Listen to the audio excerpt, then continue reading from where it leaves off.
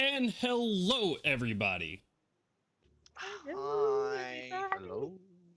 Welcome to this week's episode of our Eberron campaign, Hard Knock Dice. I am Jonesy, your dungeon master for the evening, and all these people around me right here are the cast and crew and my best friends. So, No. no. Welcome if you've never been here before. If you have been here before, welcome back. However, I don't think we have any announcements. Nothing new has changed. We are still running our Ghost of Saltmarsh campaigns run by this guy over here. Hi. And then we have Tavern Talks on Wednesdays. Every Wednesday where we talk about various and sundry D&D things. In this past Wednesday, we talked about the new Unearthed Arcana Gothic lineages. So go check it out. It's on YouTube. Any announcements? Anybody? Anything exciting? Nope. No? No? No? Nope. Cool. In that case, let's get started with our recap. Before this, our adventurers journeyed into the Eldritch Woods to find some cover as they were fleeing passage, not able to take the rails because they pissed off the main Baron of the rails, Quanti d'Orient himself. They decided to go on horseback, making their way by road by the Eldritch Groves, where they pulled in for the night to find some shelter. Seeing a cold sleet storm coming in, they started seeking out shelter. Artyom went out further into the woods to find a little hamlet. Seemingly innocuous, they decided to make their way in there, knock, and ask an old nice lady who let them sleep in her house for the night.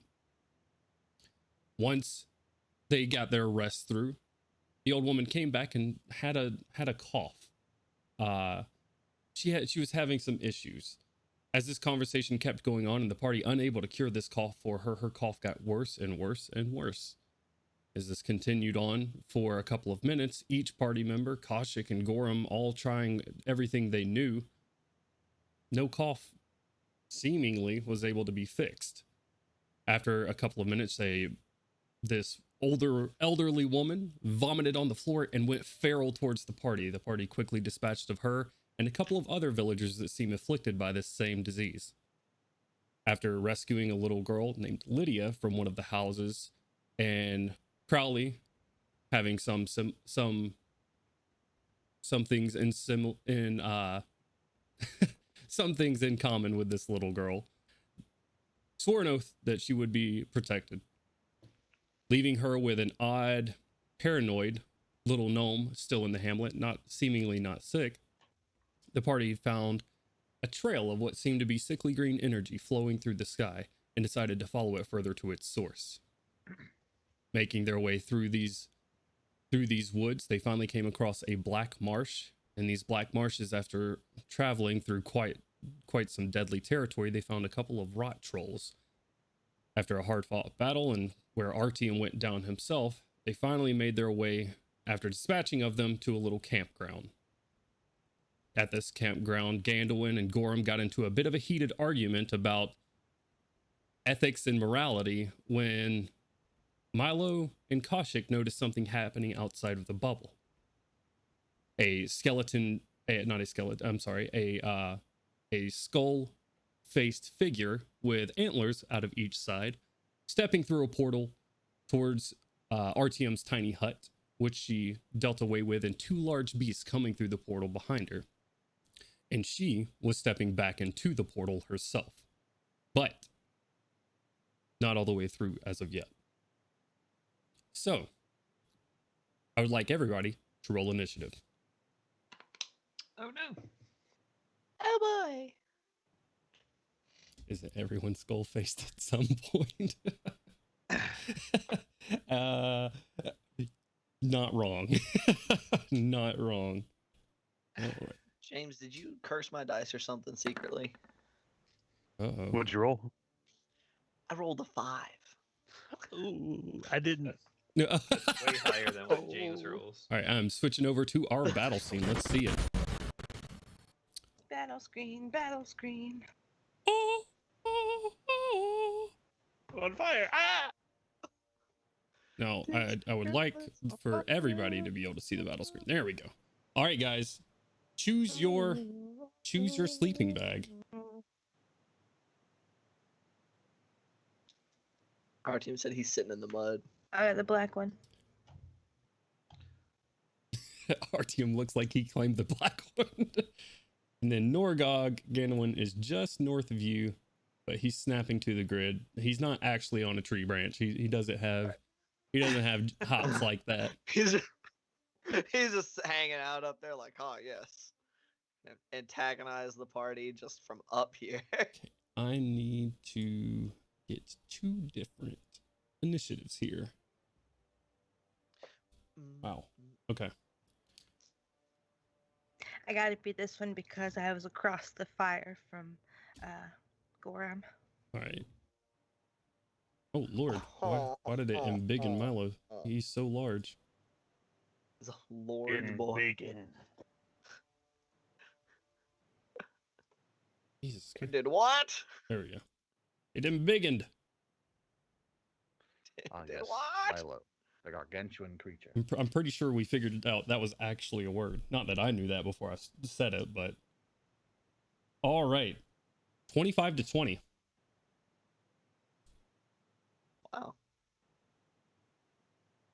20 to 15. Hey. 18. Okay. Not one. Oh no. Well, I guess Keep it going, DM. Homie's getting through this portal, I guess. all right, Melgrim, you said 18. Okay.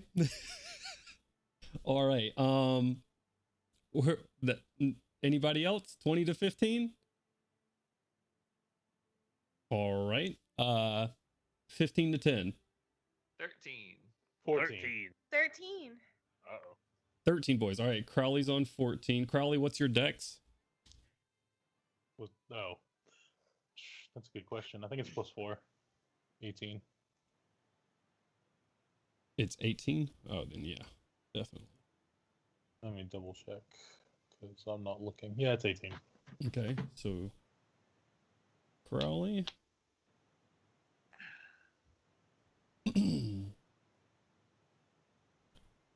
All right. Those 13s. We had RTM, Kaushik, and Gorum, right? Uh-huh. What are Yeah. your dexes? 3. Mine's +0. mine's 14 to +2. Okay, so we're gonna go RTM, Kaushik, Gorum.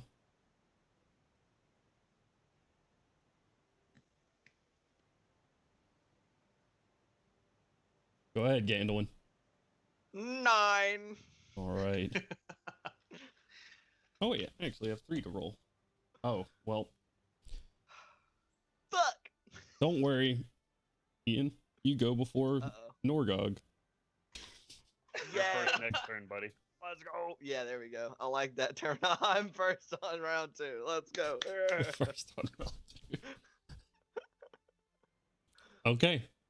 Oh no. In that case, this skeletal figure's up first with a 19 in initiative. Who is gonna step through the portal and close it? You hate to see it. Probably for the best, to be completely honest. I mean, I don't know. All right. Perhaps. I'm just imagining Artyom just like picking his nose and the portal opened up and just completely dumbfounded. I'm Yeah. imagining Jonesy up Huh. at 3 a.m. just writing away a storyline for if the being doesn't get through the portal and then just crumpled it up and throw it into the garbage now. Well, if it was physical papers, maybe, but it's digital. I will digitally crumple it up. All right. Way Well, up on the trash can.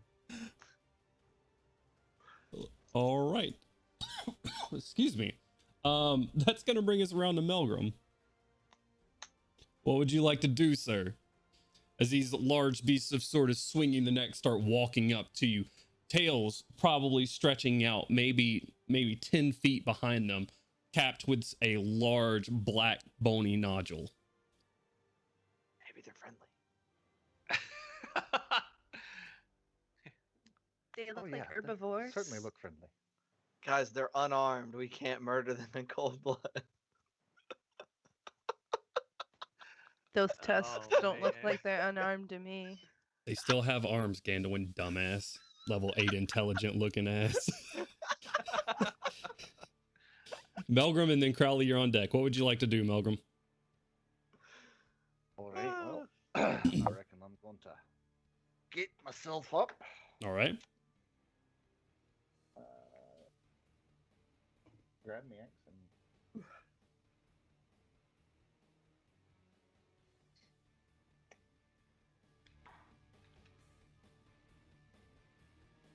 Let's see.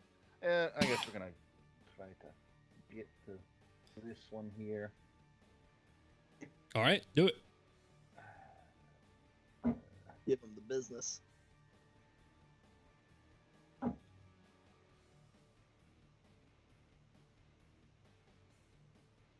And then slicey slice. All right. Roll it. Let's see it. Give him the big chopper. 16 plus 8. Absolutely hits. Third. Jesus. Damage. Oh, that's a big 17.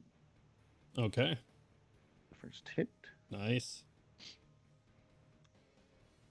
And let's roll the second attack. Oh, okay. Yeah, you just fucking pull off the table. That's cool.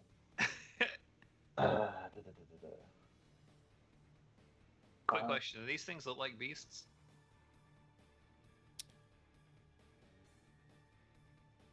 They look bestial in nature. Okay. Looks like a beast to me. What does a Beasted beast out. look like? Do they look Then- like they've got the taint on them from another realm or something like They that? look like they got what? Yeah, And then a 14 for the next one. 14 misses. All right. Melgrim charges up out of his sleep, grabs his axe, runs over, swings one time. Hits it for 17. Nice chunk of damage. All right. Excuse me. Crowley, it's your turn, sir. Crowley's going to stand up from his bed, obviously, and then step back. Okay. Let's step. Let's go up.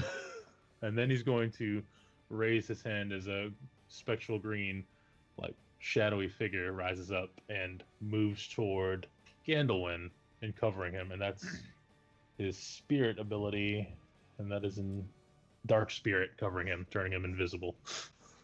Oh boy! Okay. Oh. And that'll end his turn. All right. That is going to bring us to their turn.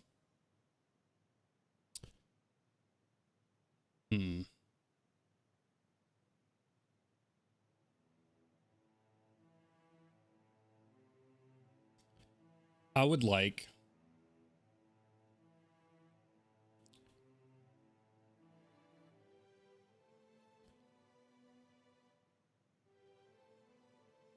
Ice cream. Dude, me too. Okay. This one in front of you, Melgrim, is going to take 2 tail attacks with you. This large bony nodule flipping from behind it, coming towards your armor, just probably the size of, like, I don't know, maybe 2.5 feet long and just thick, and it's just going to wallop you with it. Bigger than a bread box. It is a 19 to hit on the first one. And on the second one, I had another 19. Actually, so Oh my. I need to go over here. And we're going to roll some dice.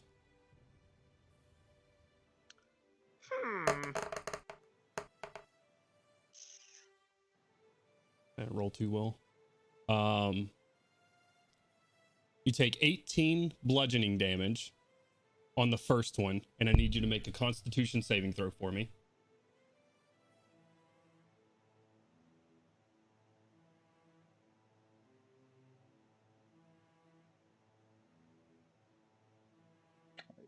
15.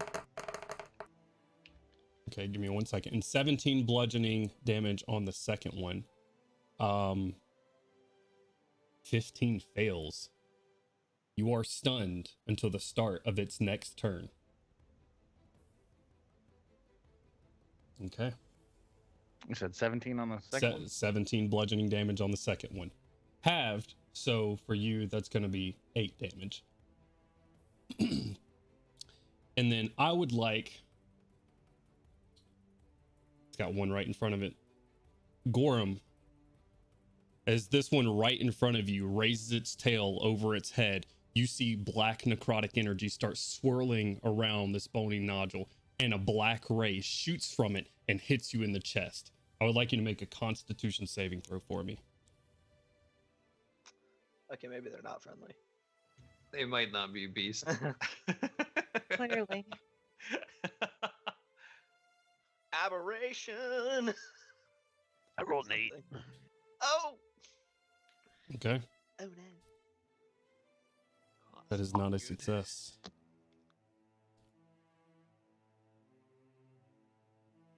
That is going to be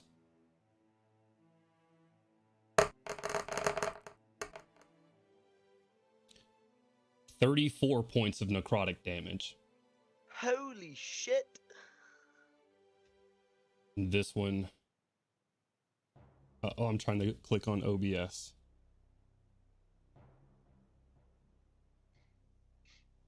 This one is going to walk up to you. That will be their turn.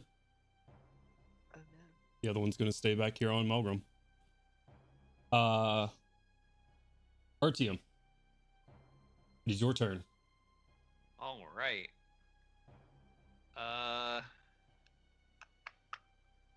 Well, shit. This one's already technically engaged with me, correct? Correct. All right. I'm going to double check real Well- quick before I say that. Let me double check. Yes. Yes, he Got is the ring. engaged with you. Got the ring and everything. Okay. In that case, I will use a bonus action to shapeshift into a scaly, black-looking lizard creature with streaks of that same sort of glowing, weird energy that Artyom always is whenever he shapeshifts, and make a claw attack at this creature in front of me. All right. Is this your Deinonychus? Nope. What is this? This is the alternate saber tooth, so it has two big, the lizard saber tooth. Ah. Right, Off right. the lizard tooth. the same thing that's wrapped around Artyom's shoulder. Right. So does a 19 hit? 19 does hit. All right. They take ooh, hell yeah. 11 plus 5, 14 piercing damage. Very nice. And I will, with what movement I have left, try to wiggle around a little bit.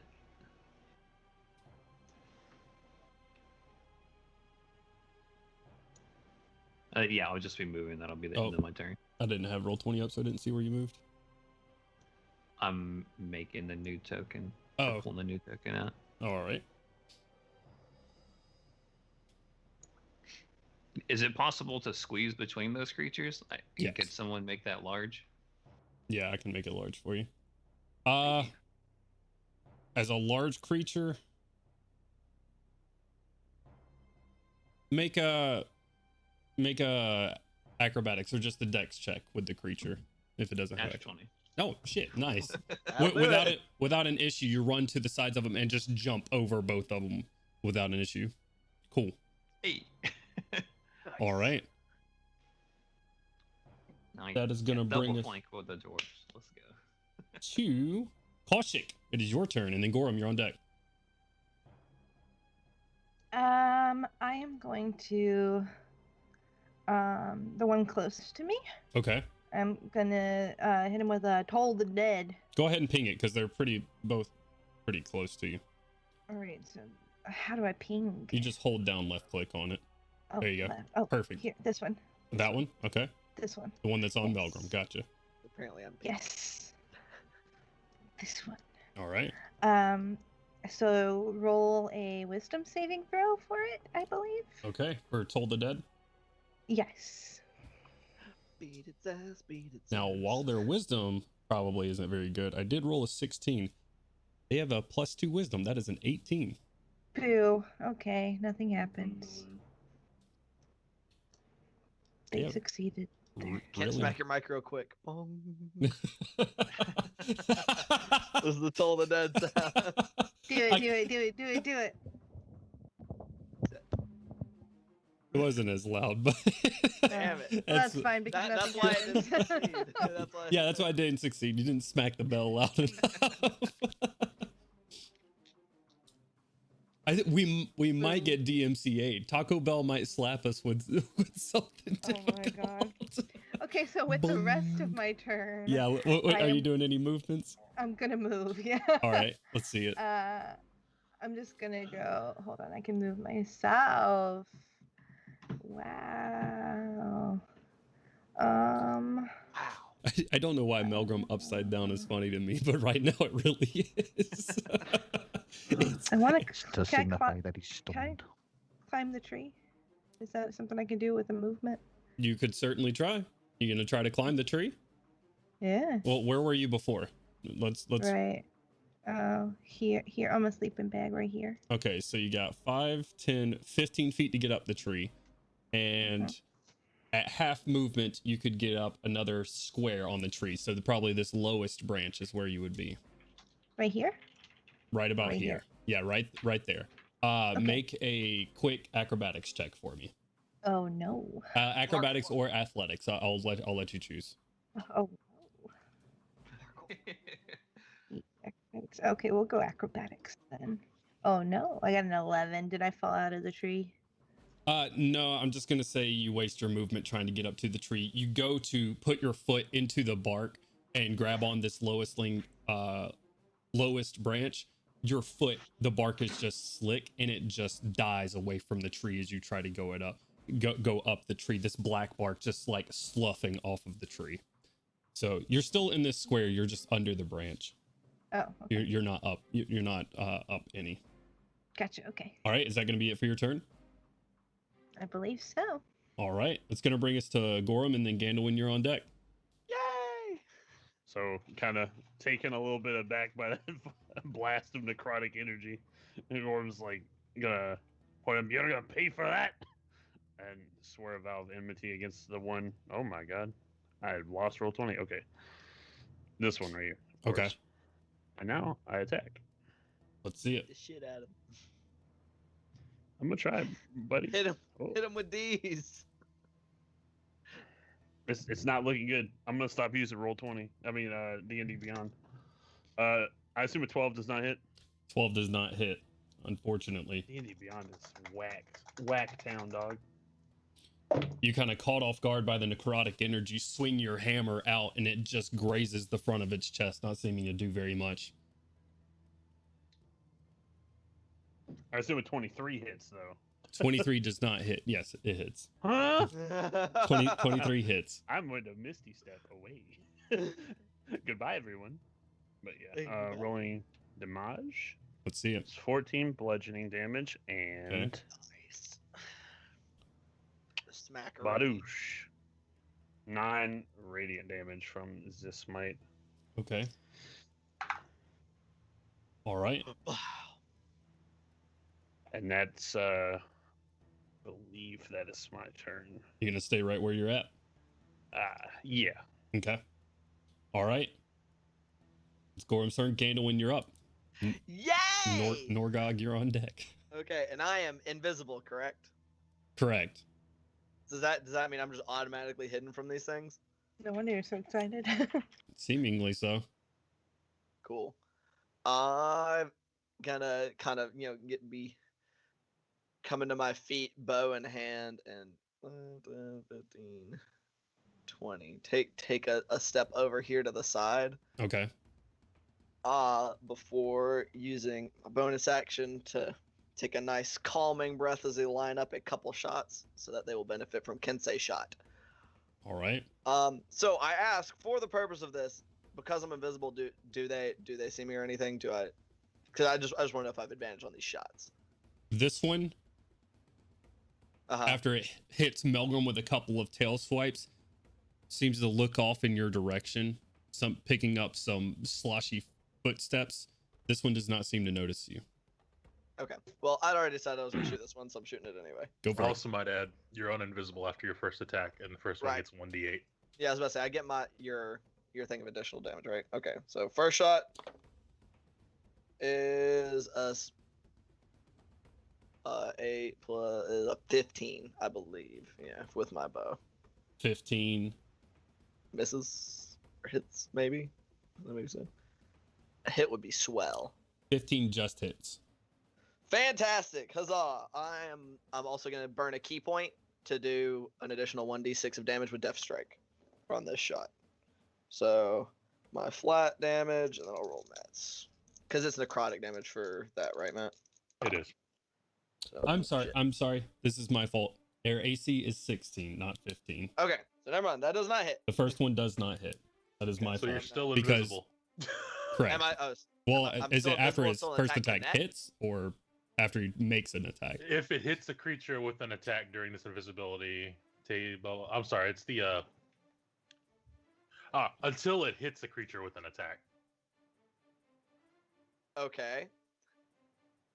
All I'll right. take that. So attack number 2 Let's see it. is even worse. Oof. That's 13. All So right. 2 arrows. We're lucky the spirits are like, man, this guy, I'm gonna stay here with you until you get He's this. vibing. Jesus Christ. Ganoin, Yeah, waking up out of your slumber, quickly grabbing your argument with Gorham rather as you were kind of getting comfortable for the night, sore from the day and from the trolls earlier. You were shooting, just not landing shots currently. All right. Big herd. Is that going to be it for your turn? Yes, sir. All right. It's going to bring us to Norgog, who is going to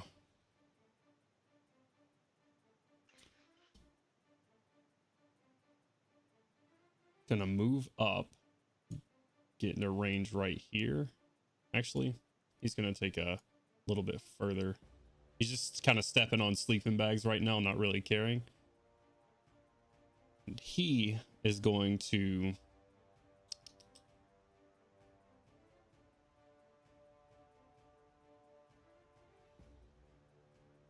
see what he's got. How's Gorham looking? Are you asking in character or out of character? Out of character. 42 out of 77. Okay, so you're not looking too bad. Norgog, seeing this, is going to come around and sort of reach his hand up to the sky and twist a little bit, and you see some clouds start to part, and a pale beam of light comes from the sky, and he's going to cause this one to make a con save, Oh, shit. which succeeds with a 21. Jesus. However, his concentration is still up. The question is it half damage? It is. So cool. He is still going to take 1, 2, 3, 16. Halved is 8 points of necrotic damage. He hit number 2 with that.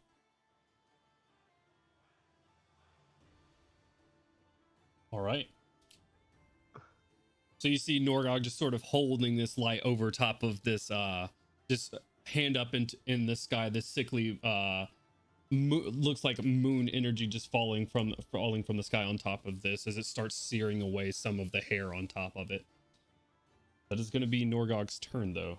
And that is going to bring us around to Melgrim. And then, Crowley, you're on deck again.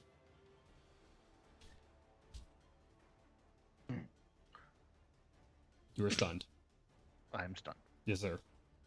All right, Crowley, it is your turn. Damn. Okay. Seeing that things are a little rough for Gorham, he's going to give him inspiration as a little spirit slides over to Gorham's shoulder and gives him all the good stuff. And then he's going to cast Dissonant Whispers on the one in front of them. Okay. Which is a wisdom saving throw. Wisdom saving throw is an 11. No, sir. All right, let's see it. That will not. So first of all, it'll take 5d6. Let's see it. 20 damage. Nice. And then on top of that, is that the one? clarify for me? Is that the one on Melgrim or the one in between Crowley and Gorham? The one between Gorham and Koshik, and the one that surrounded that I wanted to run. All right. It'll use its reaction if available to move as far as its speed allows away from you. Okay. What in the world? Why is it rolling? Oh, that's you rolling damage. I keep thinking every time I click back on it, it's me rolling damage accidentally, or me rolling something accidentally. All right, so it takes 20 points of damage, and it's going to use its movement to run as far away from you as it can. Yeah, and that's 20 psychic damage, by the way. So. Okay. All right. So In Gorham case it feels like absorbing. Gorham and RTM, go ahead and make an AOP as this thing tries to run this way, away from you guys. Can't Koshik, or is Koshik stunned? Koshik is too far away. She does not have reach right 23 here. again. Oh, I thought it was like up there when I saw it. Okay. No, and you, oh wait, yeah, no, she's still got a square in between her and it. 20 to hit. Both hit, guys. Roll damage. Nice. Actually, I need 16 bludgeoning damage, to 12 magical piercing. and I can move. Well, and you said 16, Gorham? Yeah, 16 bludgeoning damage. And All right. now I can move up to half my speed immediately after the attack as part of the same reaction. Nice. And Crowley's going to call out, I'm going to try and keep the other one from attacking you. Do your best to end that one. And that'll end his turn. Okay.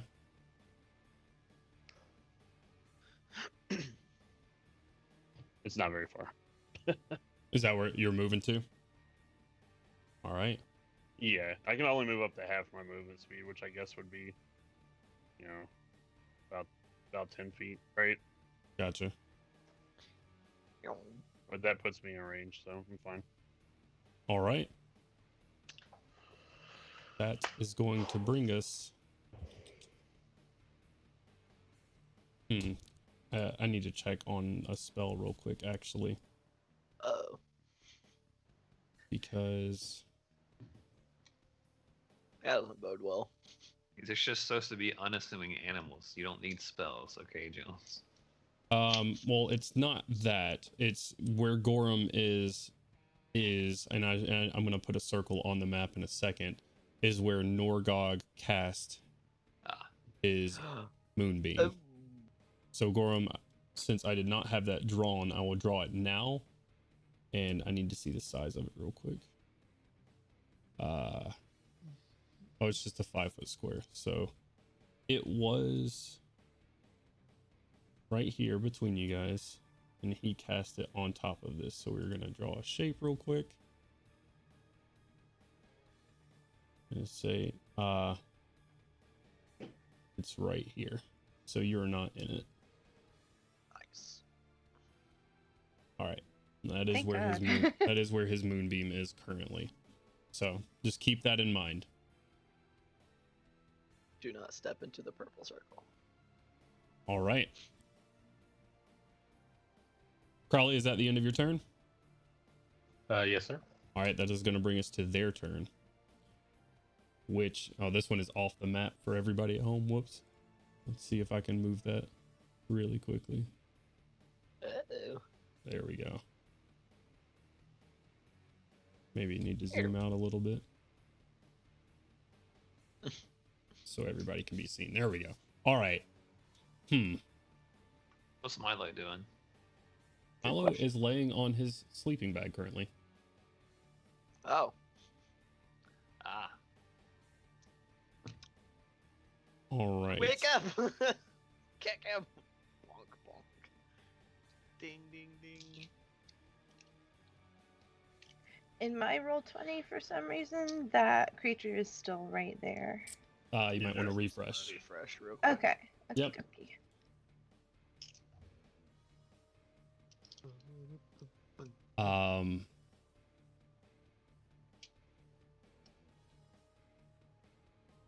Okay. First, this one is going to take 2 swipes at Melgrim at advantage while you're stunned. And yeah. 16. That's a 24 on the first one. And fall out my hand. I won't get that. 14. Spooky belly. And then a 22 on the second one, Melgrim, which I assume both hit. The fucking. Oh, mama. Ooh. DMCA. Ah, yes, that Sing was to uncanny. myself. You take 22 points of bludgeoning damage on the first one. Oh. Half for you. So 11.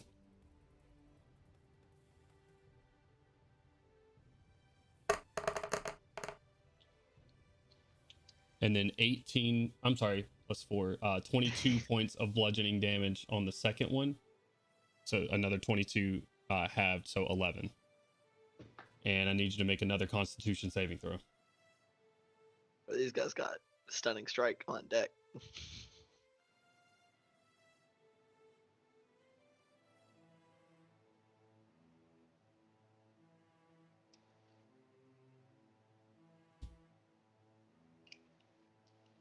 $17.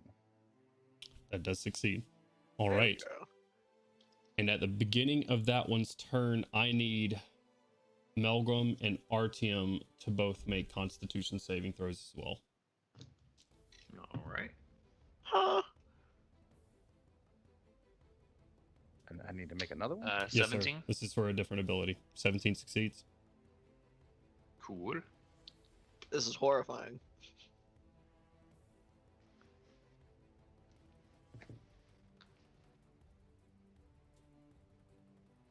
That was a 20-something. Oh, 20, then 26. There you're- we go. you're good. There we go. Is this thing is just wailing on you, Melgrim, and Artyom, as you run up behind it, you just smell this awful stench just emanating from these creatures. However, with that, it's the other one's turn. Artyom, I need you to make a Constitution saving throw. Okay. Because this one in the back is going to 21. 21 does succeed. Okay.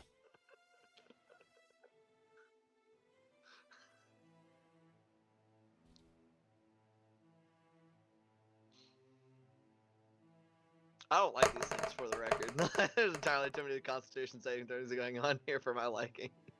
I thought that one was running away. It is running away for its reaction. Oh, okay.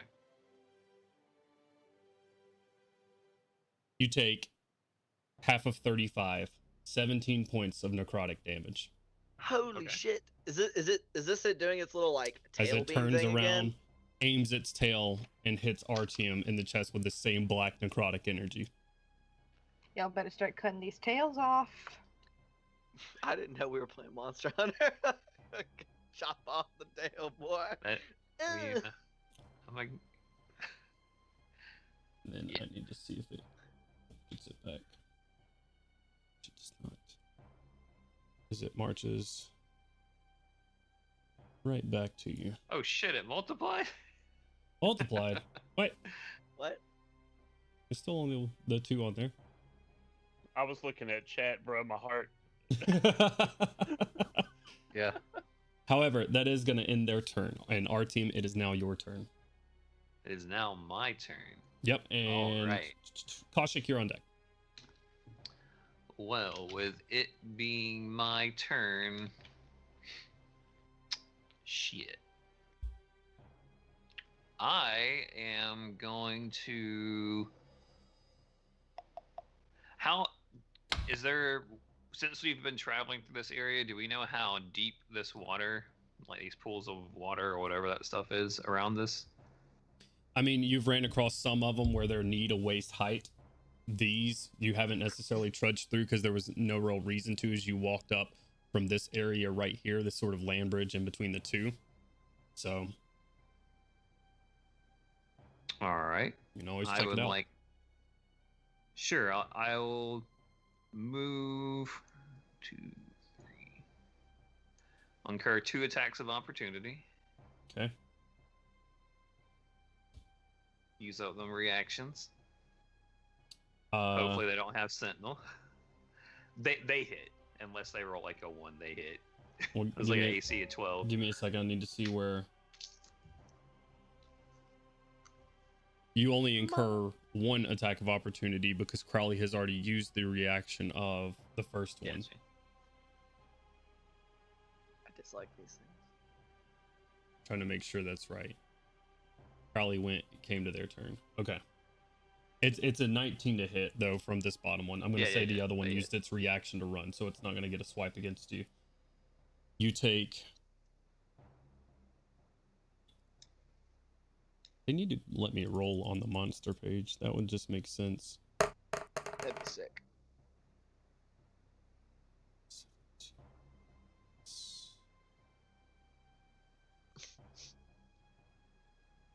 You take 22 points of bludgeoning damage, and I need you to make a Constitution saving throw. That is an 18 plus 2, so a dirty 20. That does succeed. You said 22? 22 points of bludgeoning damage. All right. And then with that amount of range, unless I'm like super restricted in however deep this water is, I'd like to charge back towards this first one and make a pounce attack on him. Okay. You hit this water, and it is probably comes up to your shoulders in this. The bottoms of it, mangled roots and just thick mud. Make an acrobatics check for me. 14 plus whatever a cat has, technically. Kitty decks. So 16 total. Okay. It's not terrible. What's your movement speed? 40. So I'm gonna go 1, 2, 3, 4, 5, 10, 15, 20, 25, 30, 35. You can just do it with that movement. Okay. So go for it. Holy shit. That's another natural 20. All right. There we go.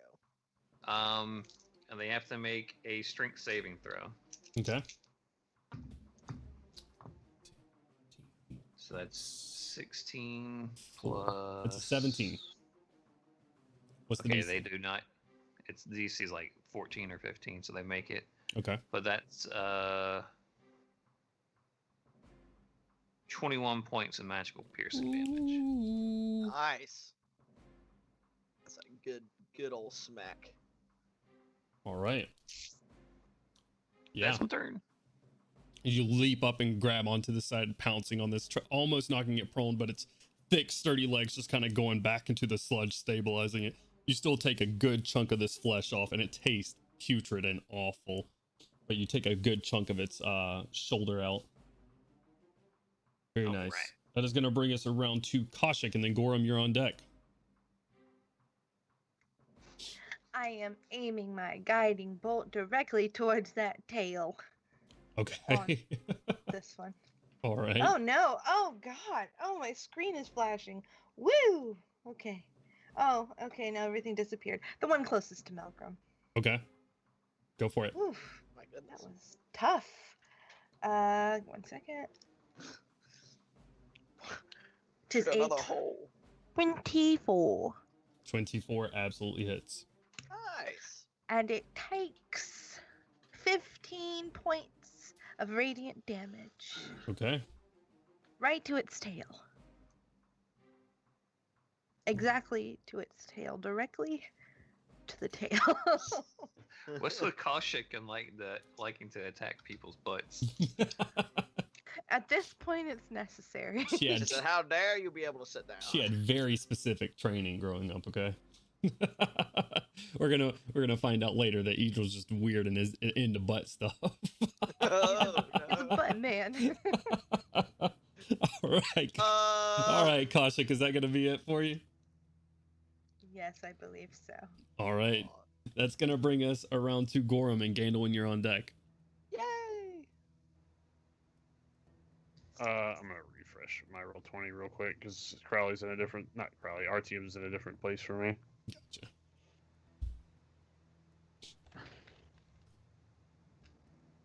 So what if the entire map disappeared for me on roll 20? Refresh. Refresh. So what if I've refreshed twice already? All Sign right. out and sign back in. Probably.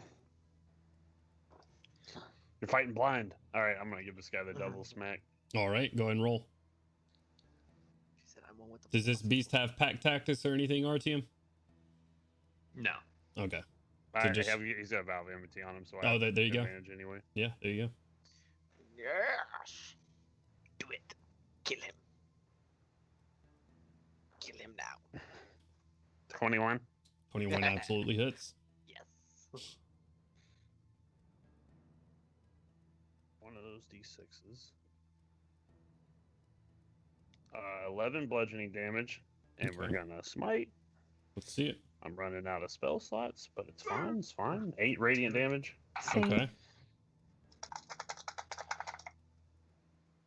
Yeah, me too. I'm one with the. I'm not. Oh no. Does a 15 hit? I'm sorry. Does a 15 hit? It does not. 15 just misses. Landing one good smack on the side of it.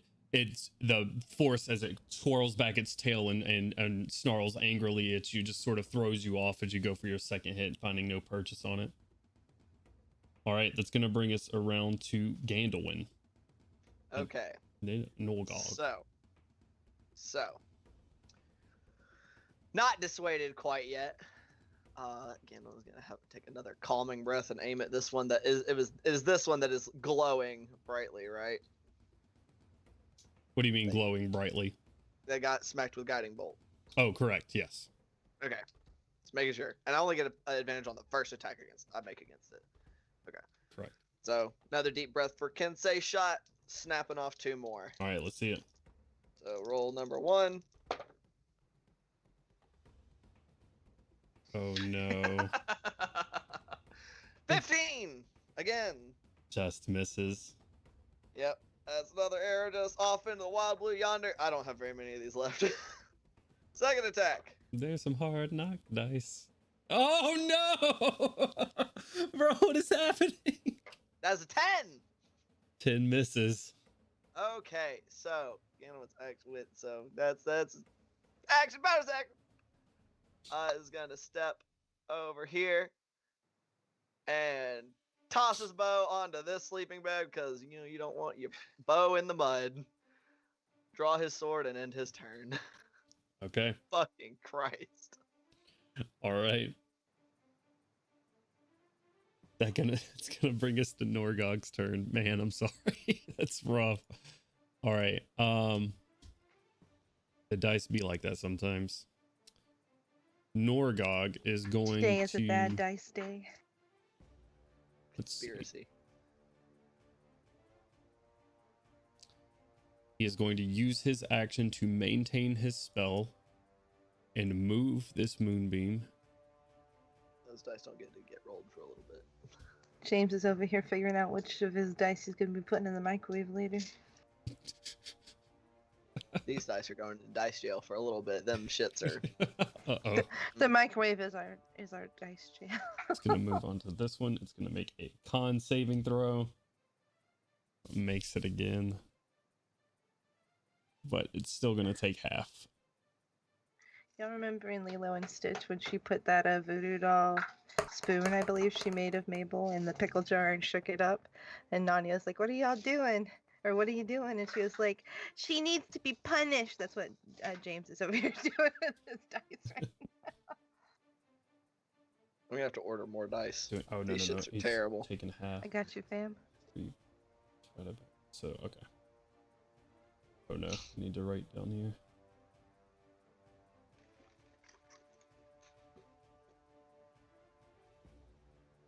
All right.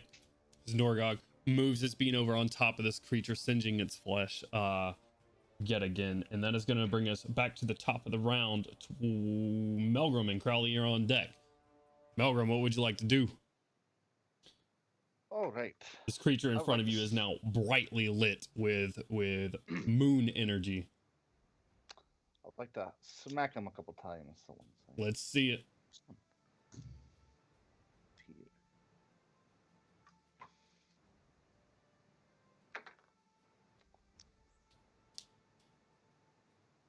To hit.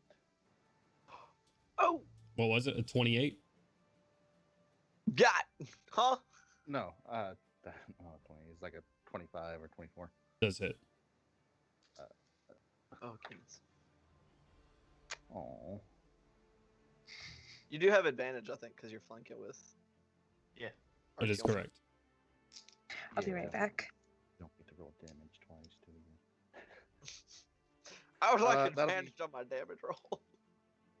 9 damage. Okay. 14, 8. 22 to hit on the second one. Does hit. Max damage. So that would be a 19. All right. He's angry. All right. 2 big swipes, just cleaving, just splits into this thing's skin as its blood starts trickling down this thick reddish fur. Just fills the air with this awful smell. Is that going to be it for your turn, Melgrim?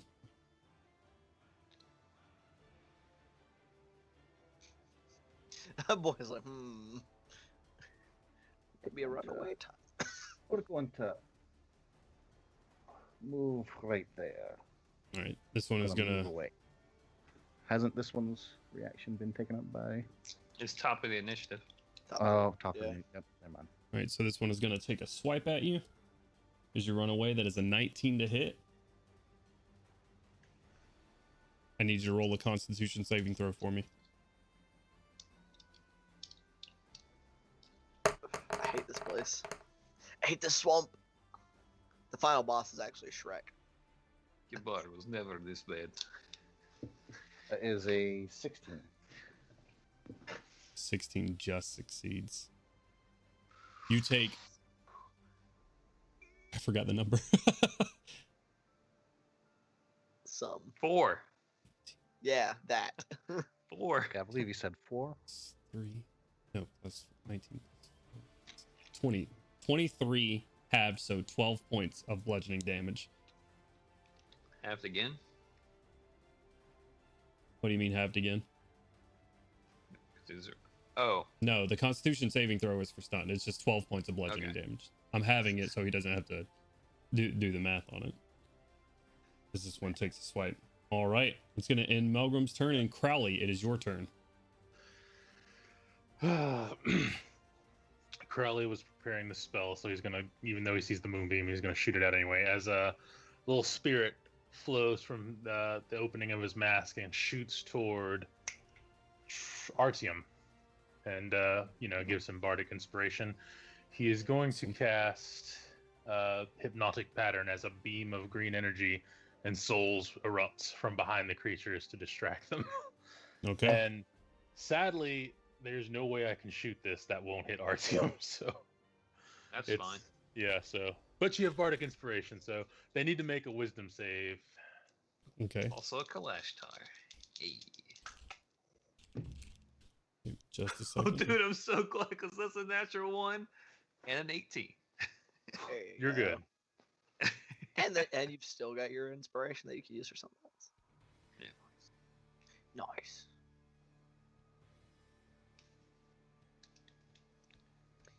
Do it. Kill them.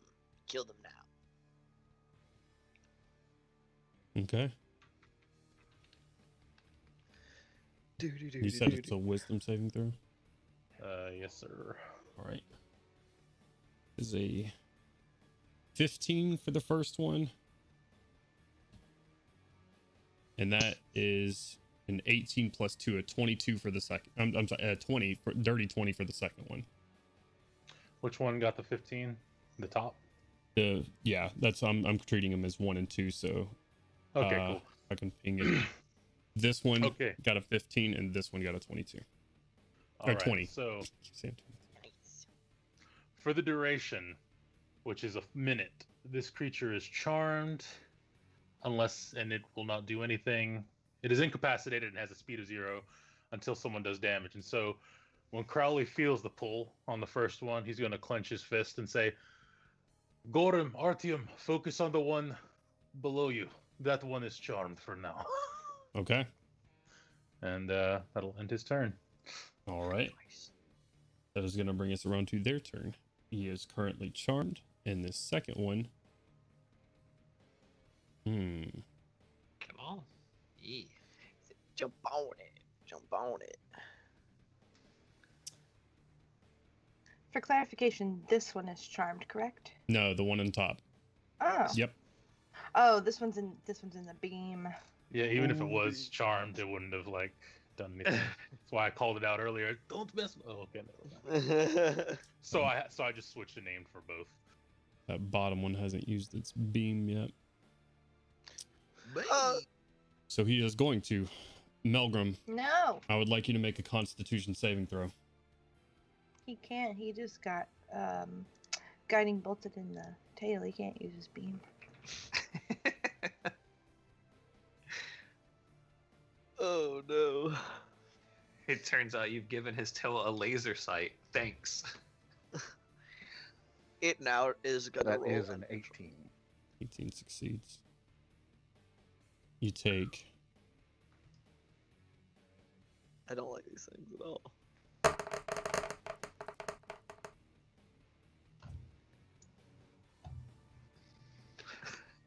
I'm glad you succeeded. You take 21 points of necrotic damage. You do not half that. Holy fuck! That is halved. For you succeeding. And Malgrim's not looking too good. All right. Holy shit! And with that, this one is going to move up to Melgrim. I don't. Yeah, it's still in the melee with you, RTM. Yep. Okay. That is going to end their turn. Oh, okay. Well, the first one's charmed, so it doesn't have anything currently. It's just sitting there staring up at the sky like, yeah. "Ah." And then, wait, where did you cast it again? Did Gorham have to make one too, or is it just RTM? Just RTM. I casted it way back. It has a range of 120 feet. Right, but what's its area? 30. And it was way back there. So it was just these three that were in the effect. Is it a 30-foot cube? Yeah. Gotcha. Other things get charmed. I'm not trying to friendly fire my buddy Gorham over there. I Right. wouldn't do that. All right. That has never friendly fired anybody before, ever, in his life. Especially not James. Not a single time. RTM. Unit- I don't know what you Beam. guys are talking about. RTM, it's your turn. Can't prove otherwise. It's my turn? Before you go though, I have to say this name out loud.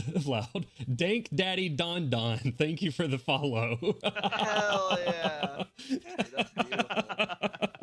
We That's appreciate gotta it, be my one of the guy. Yeah, RTM, that's your turn, and Kaushik, you are on deck. Fuck yeah. Oh shit. Oh, with the sub. Thank Dang you. Daddy Don Don. Thank you so much. Coming in here swinging Thanks. with the What up? crits. Homie. Thank you, sir. Much love. Or I assume serve because of Dank Daddy Don Don, but you know what? Assumptions are bad. So thank you, Dank Daddy. That's all I'll say. Go ahead, Artyom, and then we're gonna go on to Kashik. Would you consider a leap through the air as part of movement for a charge if I were to like run up that tree and then jump down on this creature? Will require checks, but sure. Why not? Because that's cool. Math escapes me. 19 total for acrobatics. Okay. This one is going to use its reaction to take a swipe at you as you leave its melee range going up here. It has 2 reactions. Did it use It swiped it. It swiped, It swiped at Melgrim. You're right. Keep me in line, guys. All right. Yeah. What'd you roll? Yeah. 19 for acrobatics. 21 for attack. Okay. Yeah, I'll say with that you kind of claw up this tree, and you have a 40-foot movement speed. Yep. Let's do some measuring real quick. It's 15 to the tree. What's your distance on your pounce that you have to move? 20. 20. So you need to get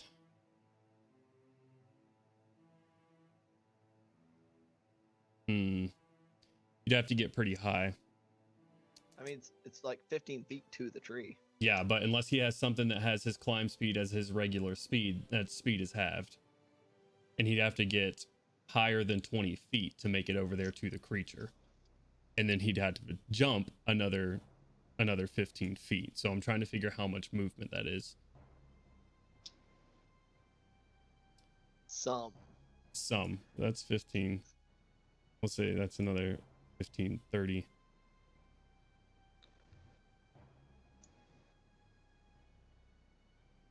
You know what? You rolled pretty high. I'm gonna say you make it to the tree and you make a leap over here. Go ahead and roll. You said a 21? Right. 21 does hit. 21 hit. Go for it. I just make strength saving throw, and that's 13 magical piercing. Ouch. And that's number 2, correct? Correct. Chomp, chomp. Okay. Rolled an 11 plus 4, so 15 total. Yeah, they make it. Okay. Oof. Is not knocked prone, but again, Artyom, your reptilian saber snake creature running all around the place and jumping off of this tree towards the beast, just raking down its side, and it's not looking too hot. Not looking good at all. Is that going to be it for your turn? That's it. All right, Kashik, it's your turn, and then Gorum, you are on deck. I am. How do I measure on this on Roll20? How do I? Yeah, there's a tool on the side. Okay, that's enough measurement. Thank you, everyone. That's all I needed to know. I'm tired of this. I'm pulling out the Buster Sword. All right, now don't make me take the measuring tool away from everybody. So I'm gonna hit this bad boy. Okay. With the Buster Sword. With the Buster Sword. Did I roll? Yeah. I didn't roll. Hold on. Hello. Click. Click. Click. Click. Click. Click. Whoop-ah. And that is a 21. Does that hit? 21 absolutely hits. Cool beans. Roll it. So that bad boy, takes 8 points of damage. All right. What kind of damage? Force damage. All right. All right. And I'm going to just be ready on my next turn to hit him again. That was also. Oh, go ahead. That was only a bonus action to cast that. Oh. Yeah. Well. Correct. Well, I mean. Say That's mean fine. words to it. You can. I want to use the rest of my turn to just yell at Milo to wake up and roll into initiative, please. Okay. He does not respond. Ah, what a Uh-oh. dumb bitch. Milo's dead! Does he get his... Oh my god, Milo might be dead. I forgot he was sick. No! Why do you think he's not waking up? I mean, I don't think he's dead, but he's sick. I Of thought he course. put his earplugs in. He might just have his earplugs in. He sleeps like that sometimes. Okay, that's my turn. He's really All right. congested. Gorham, it's your turn, and Gandalf, you're on deck. Yay! Alrighty, sir. So I'm gonna move there. Do I have advantage from Melgrim? If he's still raging, yes. Which he just took damage, so yes. All right, and we attack All right. around here. Give him the smack. This is a 25 hit. No, yes, 25 hits. Oh, Oh. man. How? 13 bludgeoning damage, Ouchies. and the second attack. Guys, What's up? I just learned that I know who Dank Daddy Don Don is. Oh, yeah? Yes, he sent me a Snapchat. Oh, cool. Does a 17 hit? 17 does hit.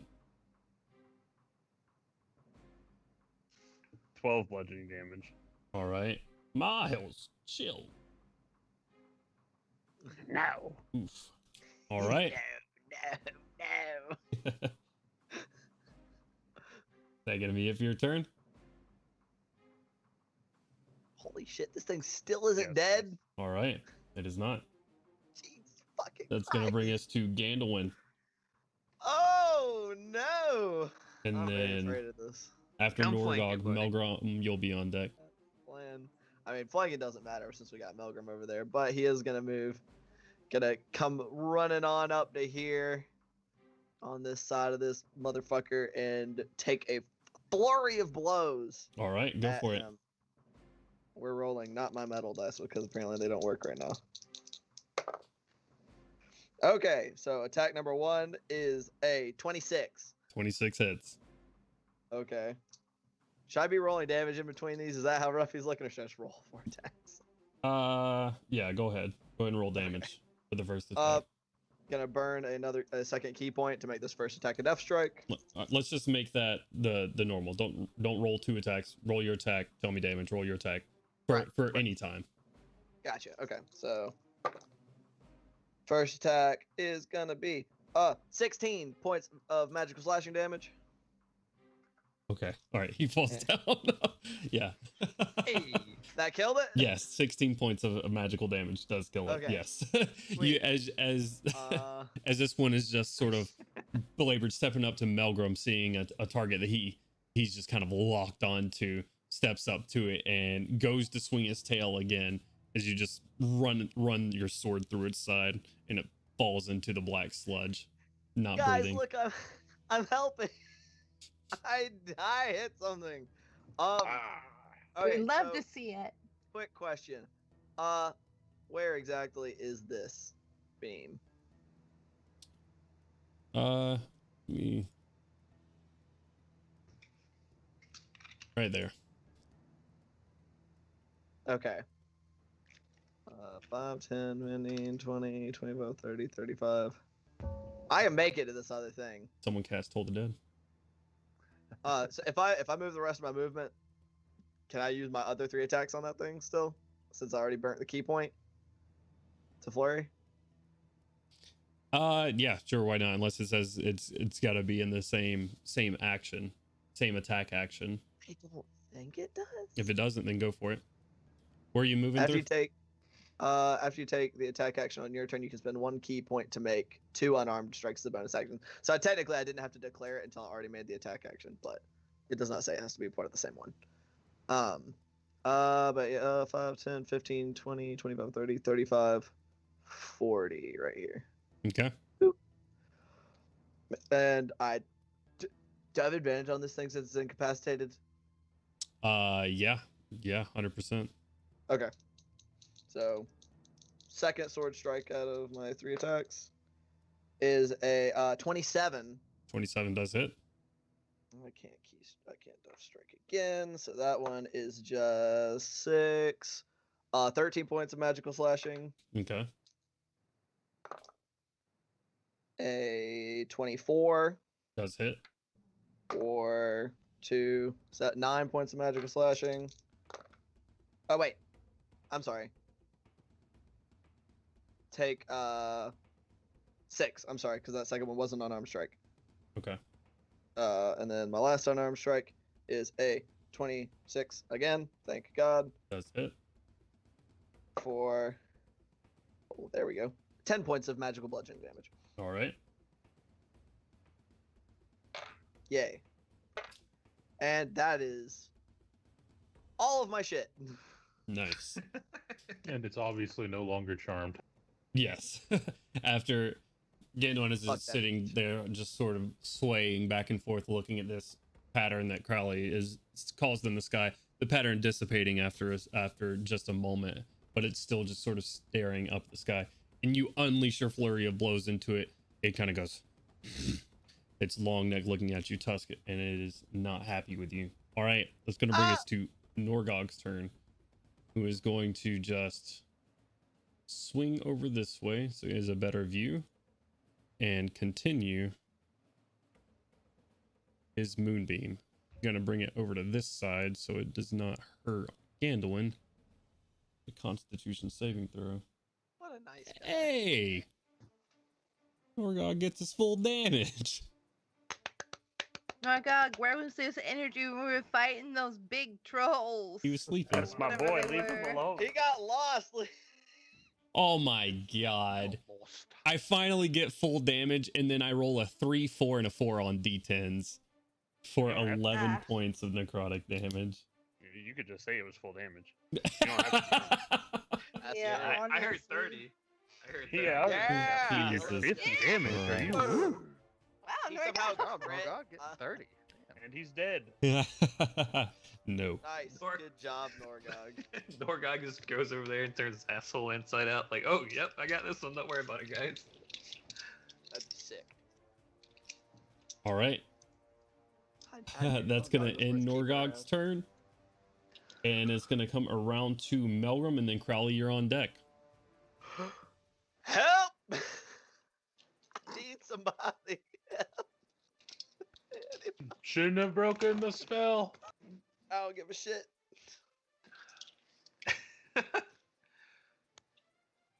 All right, all right. Yep. Get up right here All right. and swipey swipe. All right. Roll it.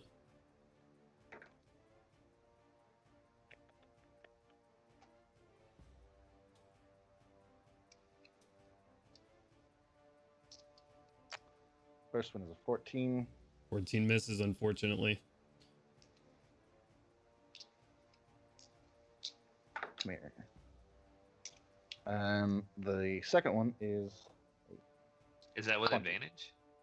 oh, Does Uh, he have Why advantage? is he rolling with I would- advantage? I thought he had pack tactics. No, he does Uh, not. it It's, only- it's not it the only same. grants his allies. Yeah. only grants his That's allies. so fucking worthless. yeah. A little bit. Makes him more of a It's team probably player. not going to be worthless once I take away flanking from you guys. Oh! All right, well, I'm done with Hard Knock later, guys. Take it easy. All right, and the second one is a 21. 21 does hit.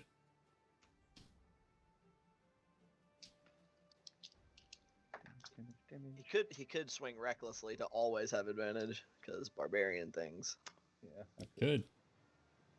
But then you get hit easier. So I don't- this is the trade-off. all right, so that is 16 damage. Nice. Actually, a nice bit of damage right here. All right. All right. Is that going to be it for you, Melgrim? Yeah. All right. Crowley, it is your turn. What to do, what to do.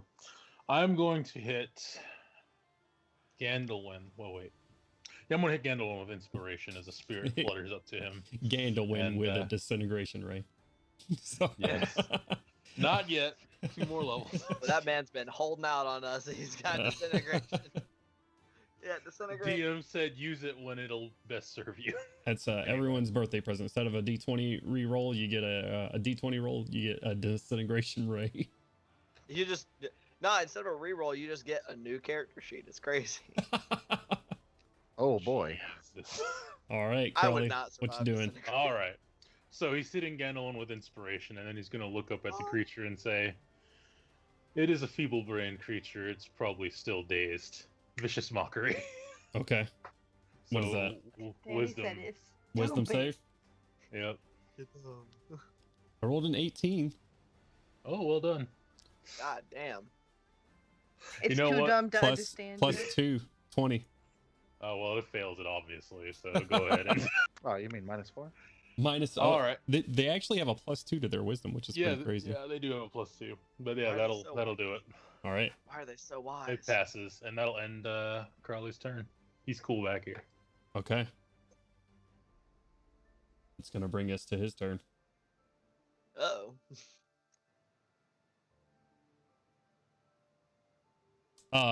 Before it begins its turn, since Ganowin and Melgrim are starting within, I don't think Gorham is within 10 feet. Oh, Gorham too, actually.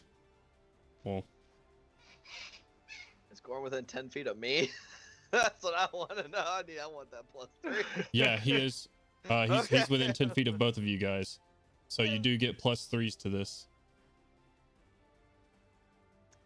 Is that con save that they were making Correct. earlier? I'm so good at these. Let's see him. Oh man, and that It's a other good one thing you're landed on- inspired. that other one. Oh. landed on us. Freaking sleeping roll. It's gonna be so nasty. Oh god, I'm gonna use the inspiration on the off chance it makes a difference. I doubt it. What were the rolls? 11. Oh, that sucks. 22. All right, Melgrim, you are fine. Ganowin, you are Hit me. poisoned. Ah, shit. Okay. Not a huge fan of that. As you run up to this beast, slashing it, and as you do, just this awful stench fills the air, and you are poisoned for the start of the creature's next turn. It's not too long.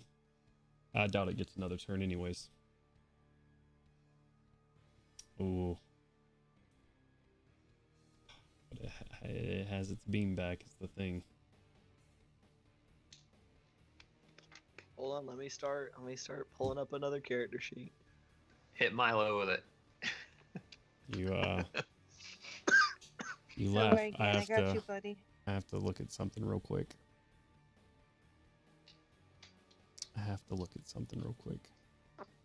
Odds of me not taking full damage from this is not good. Wait, Jones, did I need to roll a con save too, or no? Yes. Yeah. Okay. What was that? 16. 16 does succeed. Oh man, what was that, Wyatt? I was just wondering how much health you were at. I'm at max, but I only have 50 health. Yeah, and you're I have just 13. I have 47 That boy total, said I'm running up. but I'm at 44. Gandalf make a Constitution saving throw for me. Oh boy! At All right, let me disadvantage. get my extra +3, but Gorm. 10. Oh god damn, bro. I have a 12 con. What do you want from me? That's rough. You think? Hit me. Do it. Do it. Do it. I'm here. You are the luckiest bitch in this Do it. world. Hallelujah. Out of 8d8, nearly all of them were 3s and 2s, and you take 20. I clicked off of it. I think it's 26 points of necrotic damage. Oh! Jesus! Ow! You are a lucky bitch, Gandalf. I am. I didn't even take the feat. With that, I'm rethinking that a little bit though. Maybe I should have used lucky. I don't know. That's a good idea sometimes. Ow. it's gonna try to run. Bitch. It's got nobody. You coward. It is not feeling well. Gandolin, Coward. Gandolin, and Try. Melgrim, go ahead and make an attack of opportunity. So I'm poisoned, so that means I have disadvantage. But I'm within. Correct. I'm attacking creatures within 5 feet of Melgrim, so that just levels out to an even Correct. roll. It is a correct? flat roll. Okay, let's roll my purple die. That is a 23. 23 hits. Fantastic. That's a lovely die. 26. Both of them hit. Go ahead and roll damage, guys. Ready to see 15 it. magical slashing. Oh, Yeah, that's an 8 on that D8. Let's go. Thank goodness. See, look, guys, I'm not allowed to Really, use D12? it though. Out of all the numbers, that's 8 points of damage. So, you had to Decide win its fate, Melgrim. Yeah! Oh, Fuck yeah. yeah. Let's go. All right, we're gonna way up high and just behead this bitch. And just behead it. All right. Yeah, just. You're gonna have to get some height there, Melgrim. Get some height. he jumps. As this That creature is moving. rears its tail over its head, aims it at Gandolin as this black necrotic energy starts eating away at your skin, and just black veins shoot through your arms and skin starts cracking and drying. Melgrim, and it sees this moment, this heavy breathing, it takes and tries to turn towards you and run away.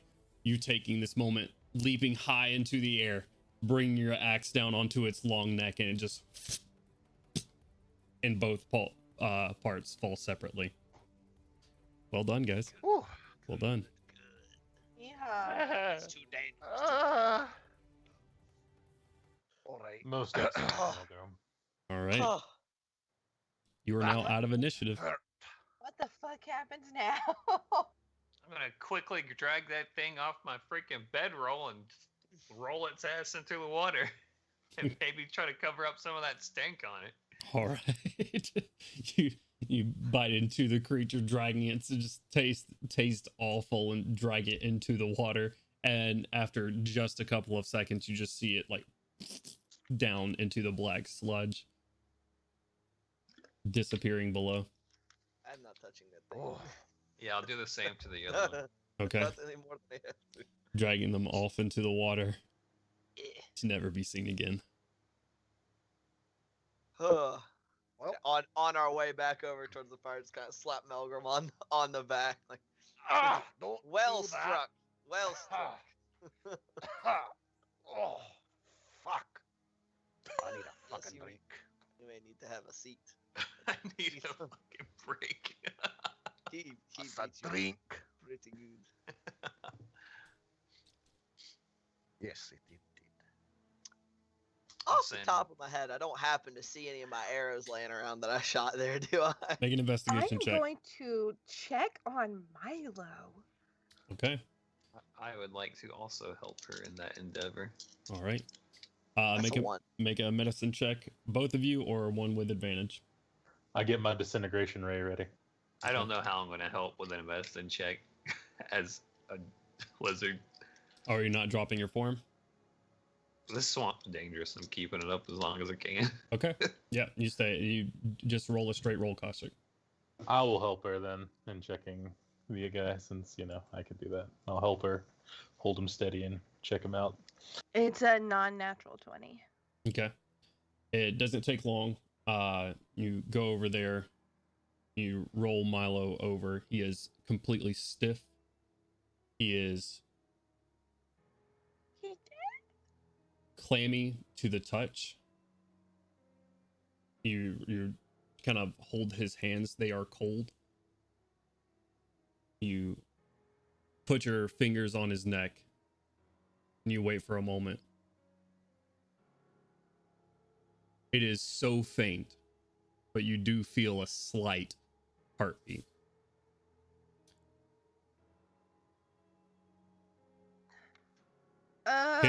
His eyes are fully open. Guys, I think there's something wrong. Something's wrong. What do you mean? His heartbeat's faint. He's clammy. He's cold. I think he's dying.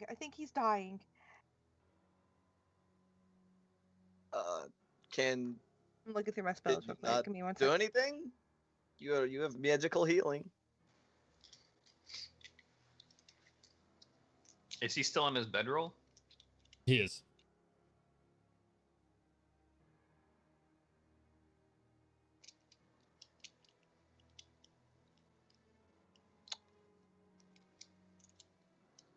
Just staring at Kaushik like.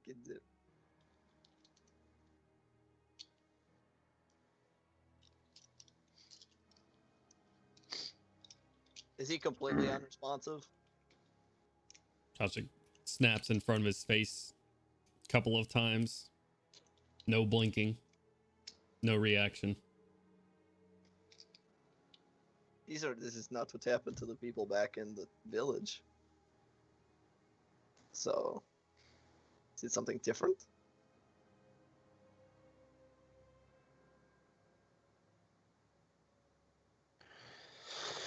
I don't know what to do. Heal him. It's like hands outstretched. Heal him. Use your magic. Do something. Crowley's gonna kneel beside him and check, to see what his face looks like. Is there any I mean, I can hit him with a cure wounds, but I don't know if that's going to do anything. Roll a investigation check for me, Crowley. Certainly.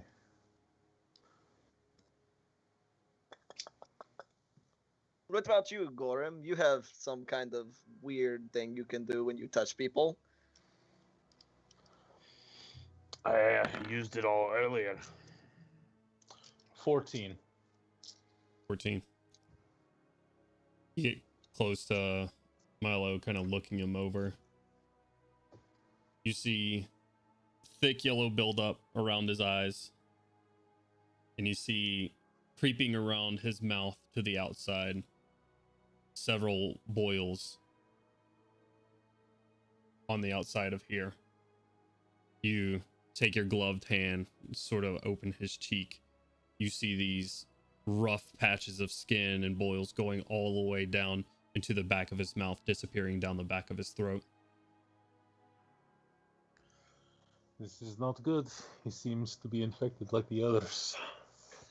The others were still mobile. They could get up and move around. What is different? I think those ones were already fully enveloped with the sickness. This one is slowly killing him off, at least from what I see. And he's going to indicate the pustules and boils around him. Actually, Crowley's going to try something, not really a medical technique per se, but he is going to try and get him a little bit healthier, and he's going to cast Enhance Ability on Milo. The Okay. Constitution variant. Let's see. Yeah, it's Bear's Endurance. The target has advantage on Constitution checks. It also gains 2d6 temporary hit points, which are lost when the spell ends. Blah blah. Okay. And it's I like, have to read something really quickly about what it's enhance ability, correct? yes.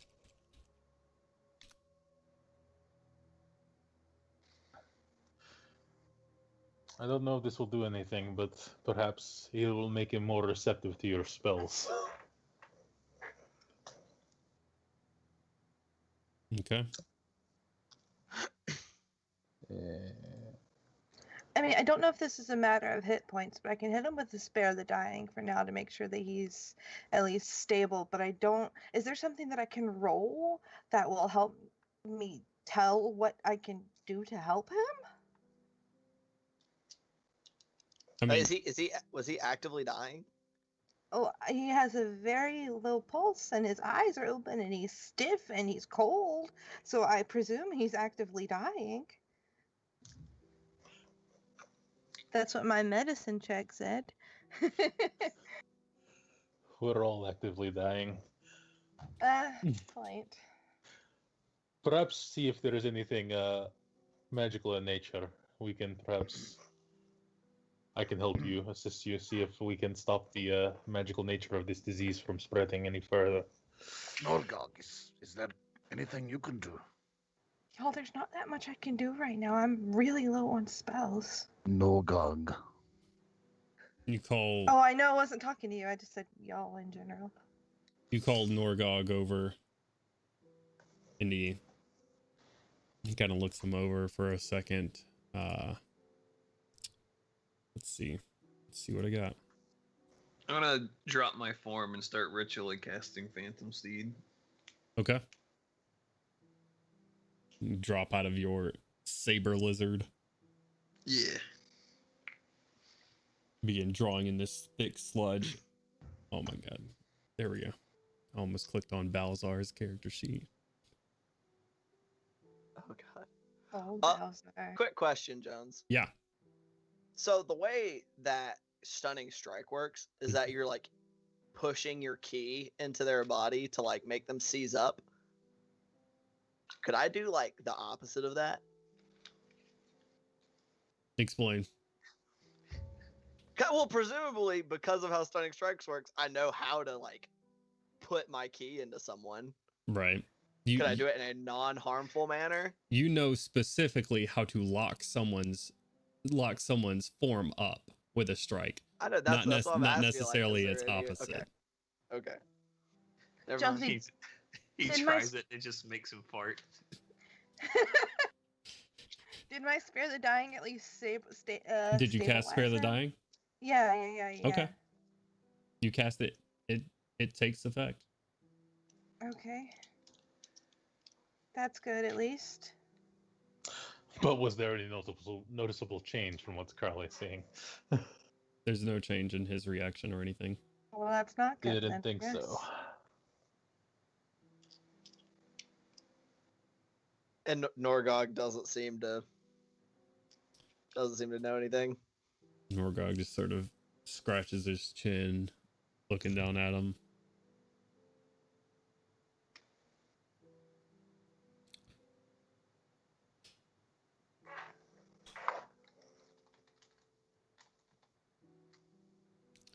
I mean, I don't know what this is. I'll do what I know. And he lays his hand on him. There's no hit point damage.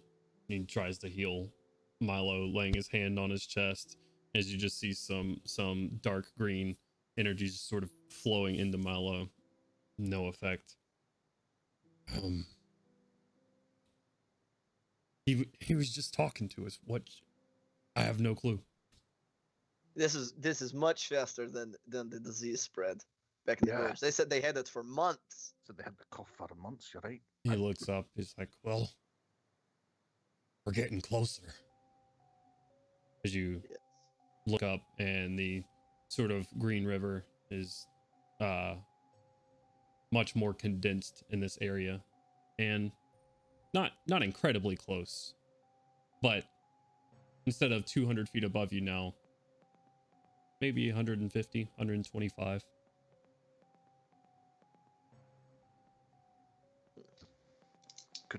Could it be this place is affecting him more than I don't know what to do. If we're getting closer to the source, perhaps it's speeding up his illness all the more. I would assume we don't have much time to dally. Is there a way I could calculate just based on how rapidly this is going, like how much time he would possibly have? DM? I'll give you a, I'm not going to make you roll, because it would be a disappointing roll if you were to do a 20. You knowing that this is some sort of magical disease, but you've never encountered something like this before, you have no clue. You've already seen two very, very different effects. I mean, really 3 different effects that this virus or sickness has had on people. So its predictability is all over. Like it seems to be fairly unpredictable, and trying to grasp at is Crowley's just sort of running through how long Milo might have. His condition worsened very quick, but other than that, that's all you have to go off of. Koshik, give me your hand really quickly, please. Crowley's gonna take her hand and like incline his head as he gonna starts. Pop Yeah. my hand off and give it to you. Yeah, just thank you. And he's gonna bow his head and he's gonna start muttering as a small incantation as the area around them starts to kind of come to life a little bit as spirits from beyond begin to crawl up and begin whispering things as Crowley just kind of nods his head in time with their whispering before one just spider crawls really quickly up Crowley's back and like places itself next to his mask and begins whispering something to him. And then Crowley's gonna nod and release Koshik's hand. With that, I would like to try using Identify on him right now. Okay. You sit there. Which, Go ahead. yeah, I was gonna say if you touch a creature throughout the cast, you learn what spells, if any, are currently affecting it, etc. Are magic imbued object. Right. So I'm gonna try and like get around the pustule and try and discover like what is like happening here, or at least get some kind of understanding. Right. Casting Identify in this way lets you know, like RTM has already informed you, that there is something magical taking hold of Milo currently. Its presence is strong within him.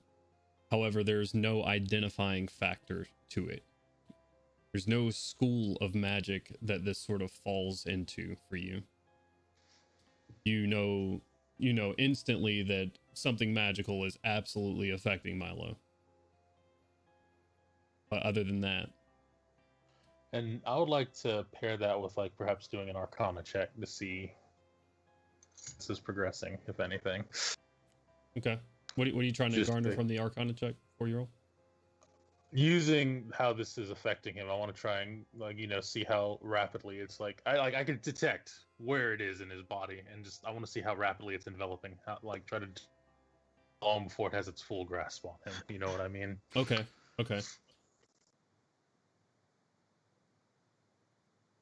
The identifying check just being there to help me like get a baseline of sorts. Is that all right?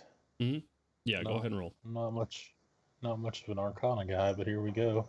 Guidance on myself. Damn, it was a 2, and then it went not into an actual 6. I'm just gonna why not? All right, it's 7. Unfortunately, the way this is progressing, you're not exactly sure. The variables here are you being this close to it. You don't know if that's going to make it worse. You're not even exactly sure if that's what's causing the difference, the escalation and the quickening of the symptoms, or if Milo just got a different strain. You're not exactly sure. All that you and Koshik are very aware of is that Milo is currently comatose on the ground.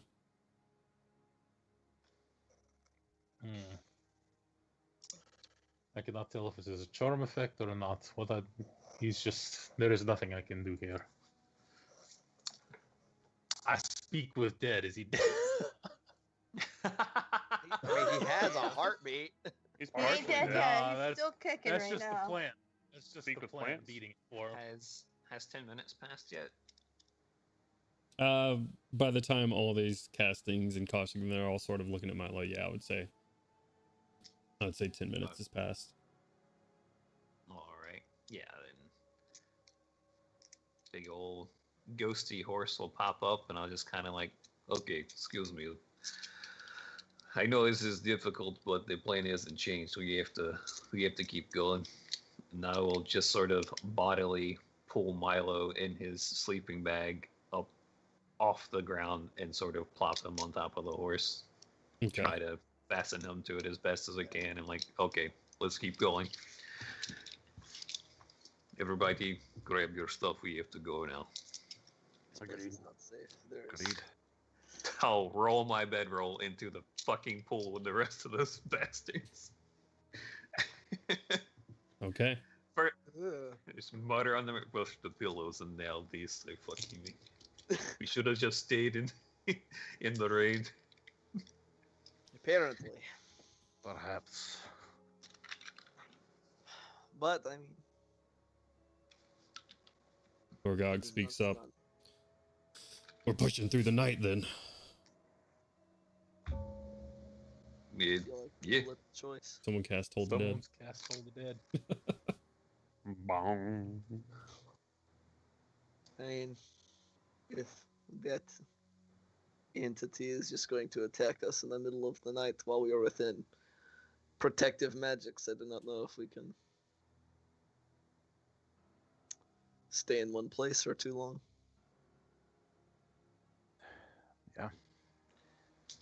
Unless I'm incorrect, it seems like if we wait the night, Milo's probably going to be dead before dawn, right? It seems that way. Okay, Okay. then there's not really a choice. Agree. All right. Switch over as you guys pack your things up and switch over to our main screen. You guys start packing your equipment up, rolling your bed rolls. Still thick with sludge. Norgog doing the same. You start trailing, following again this green light that's in the sky. Make your way out. Go ahead, Ganon. I was gonna say as we move out, I'm gonna take back up kind of that rear guard position that I was doing previously, but I am pulling up my hood and actively trying to stay hidden while I do it. Okay, are you just scouting out for the party then? No, I'm like I figure we're doing as we were before with RTM leading the way, but I want to lead Just be checking in the the rear. back. Okay. Yeah, roll- maybe a little farther behind everybody, but just enough that I could viably be sneaking behind everybody. Okay. And Krala was near the back too, so I guess that just puts him there. All right. Yep. Roll a stealth check for me, Gandalf. We'll say you're about 30 feet behind the party. Kind of keep that distance in between them. That's 14. All right. Crowley kind of making your way up. Making your way up the rear as well. Everybody else just sort of staying in a tight-knit group. Surely. Yeah. Okay. RGM, make a survival check for me. Oh boy, that is a 22. All right. Nice. 14 plus 8. Yeah, that's what that is. Not a difficult check, as you know exactly what you're looking for, and you're following it all the way there. It's set against the dark night sky. It is very obvious. You guys are still moving very slow throughout this forest. Without Kaushik's help of a water walk, unfortunately, it's slow work. You guys trudge through here for hours and hours. All the meanwhile, this river subtly, but getting ever closer, ever further, and more condensed. As you get closer, the sort of tributaries that are sort of trailing off the sides and going different directions, some of them start fading away. It's not breaking off and branching off as much. You continue hours. It takes you probably during that fight. Yeah. Takes you about 6 hours before you really see any difference in terrain. Just trudging through this, you're not making quick time. However, after a while, you start to notice the ground dry out. RTM, you being in front, notice this first, and with that check, you start to see it's like goes from it takes a while. It goes from this black marshy stuff, and you have a short period of just drier ground with these still blackened and gnarled trees. And as the environment fades to a very fine powder beneath your feet, dry, not difficult to traverse. And you see the trees go from black and gnarled and slick and moist to gray or white. Still no vegetation on the leaves as you make your way through here. And then some of these trees throughout the middle of them, you see hints of red peeking through, red and orange peeking through. Sort of passing by one of the trees, you see that it is just burning from the inside. It looks like it is on fire from the inside.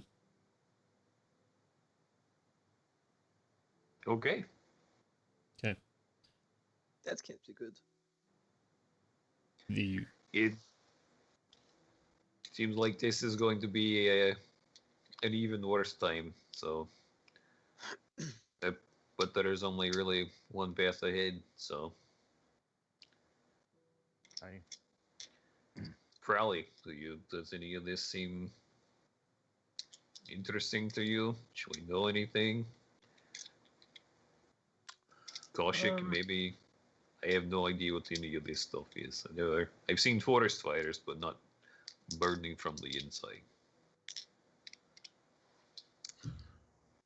What would I have to roll here, being a man of so many knowledges as myself? Is it like a perception check or something? This would be an Arcana roll. This would be an Arcana check. All right. It's like the burning bush, right? So I can make a religion check. I rolled an 18. Not quite.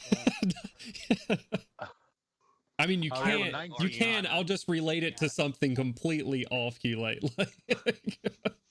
19. Very nice. I rolled, 19. I rolled an 18. 18. Very nice.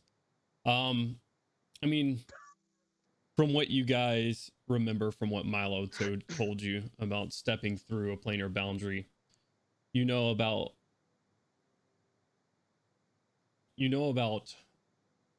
planes that just have let's see, how can I word this? Let me take a moment. Wait, do I recognize it? Are we back in the haunted realm? No, you're not in the haunted realm. Heck.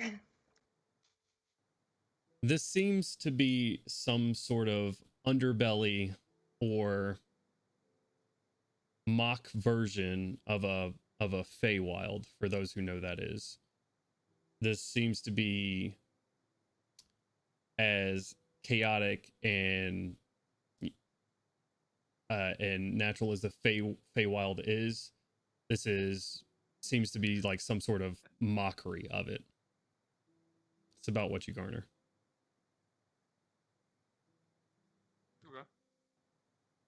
Okay. You guys travel through the night. The air gets thick with ash and smoke. As you look up, RTM, some of these, this Green River, not as easily spotted as these black clouds start rolling in and white smoke just sort of fills the space around you. Constantly emanating from these trees and just sort of blowing in. I would like you to make another survival check as you go throughout the night. All right. 1 second.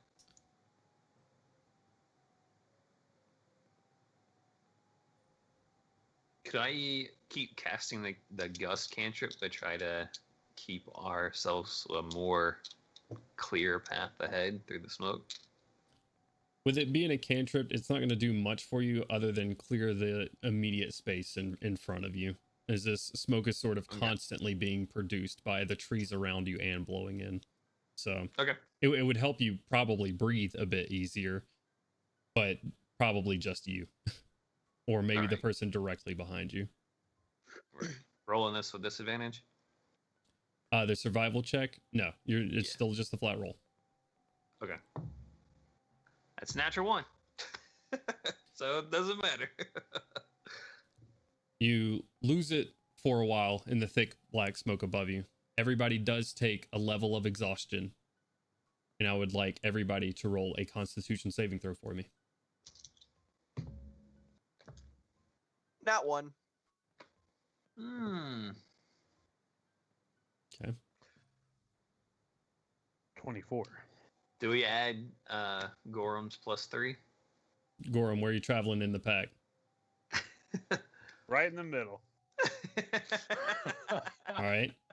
So Gorham, I will let you choose 2 people. Oof. Choose I me, got a choose me. 15. I was gonna say just Okay. go ahead and choose Melgrim. Let's go ahead You, and get it. you are unable to I choose rolled a Gandalf. 10. Yeah, I'm too far away, and it wouldn't matter. Koshik and Milgram. All right. Kaushik and Melgrim, add 3 to your rolls.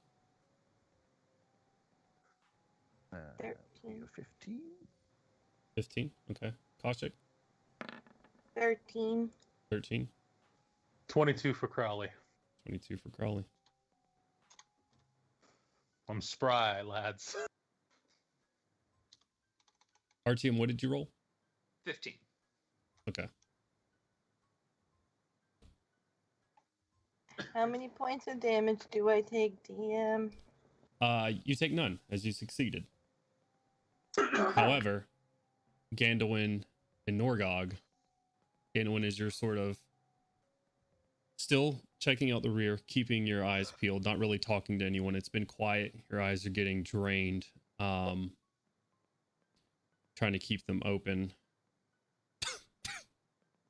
Like pull my like part of my cloak around, like lower part of my face. May I A ask little real easier to quick, breathe. Yeah. what does it mean to take a level of exhaustion? Means you have disability means you have disadvantage Oh! on ability checks. Oh, okay, cool. That is the first level of exhaustion. Yep. That's ableist. But yeah. And so RTM, what- the reason that was a straight roll is I assume someone up front is helping you with these checks, or at least they were. That's true. Milo was the person that was helping me scout or last. You rolled a natural 1, right? Yep. Yeah, it wouldn't have mattered. makes sense. So, All right.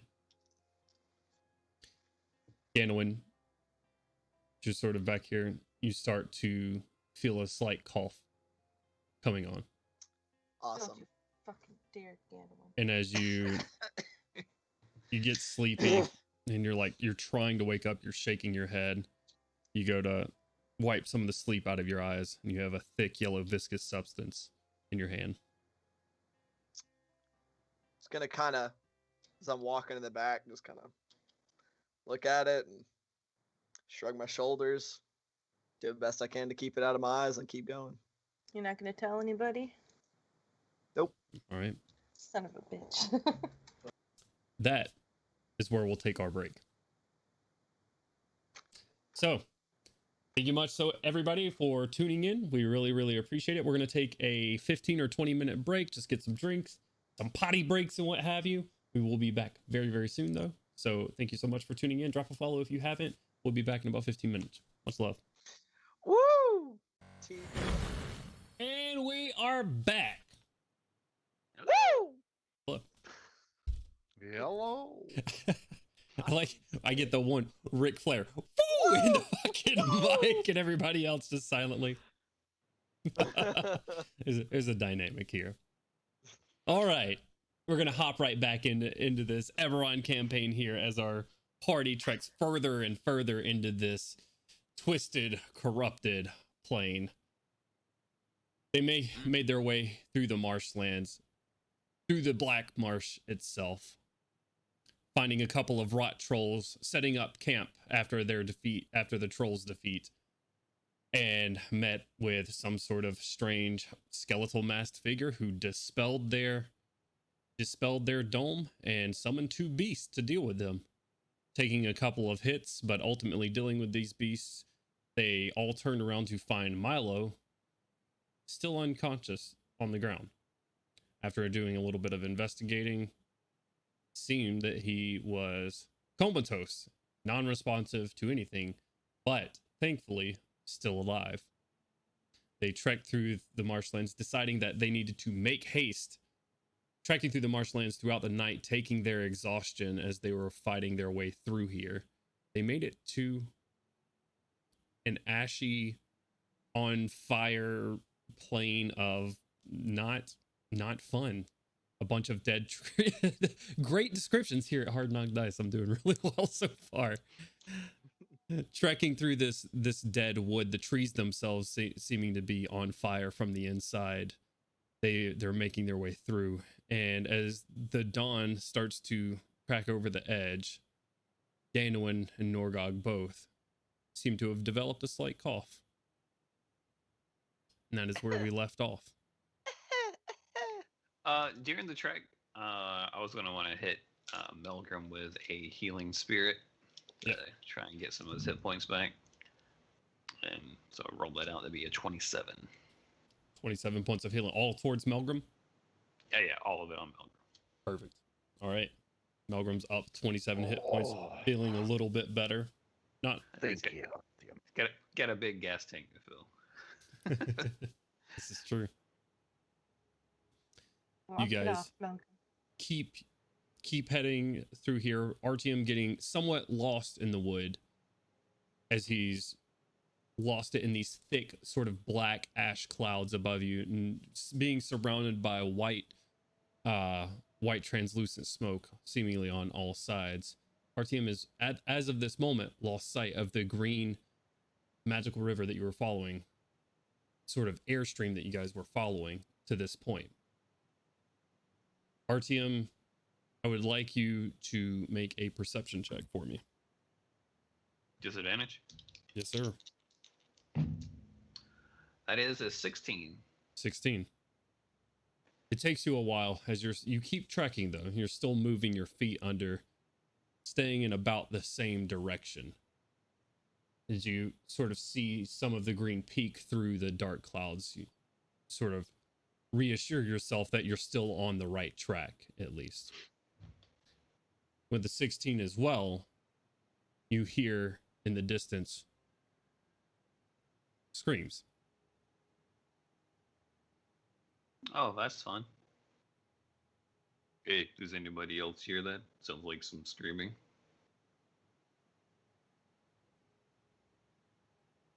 You guys listen out for a second.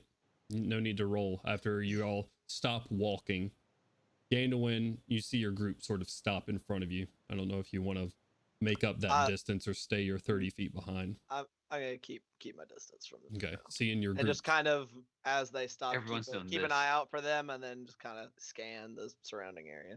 Right. Our team sort of holds up the party. Gandalwin, you seeing this stop yourself, keeping your eyes out. Go and roll a perception check for me as well. You guys listen out for a second. What'd you roll, Gandalwin? A total of 7. No, disadvantage, right? Yep, that's a disadvantage. My other roll was Okay. a 17. Okay. It takes you guys a second. Gandalwin, you currently don't hear anything, but in the distance, towards the direction you were going, you hear screams. And they last for probably 20 to 30 seconds and then stop. What kind of screams are we talking here?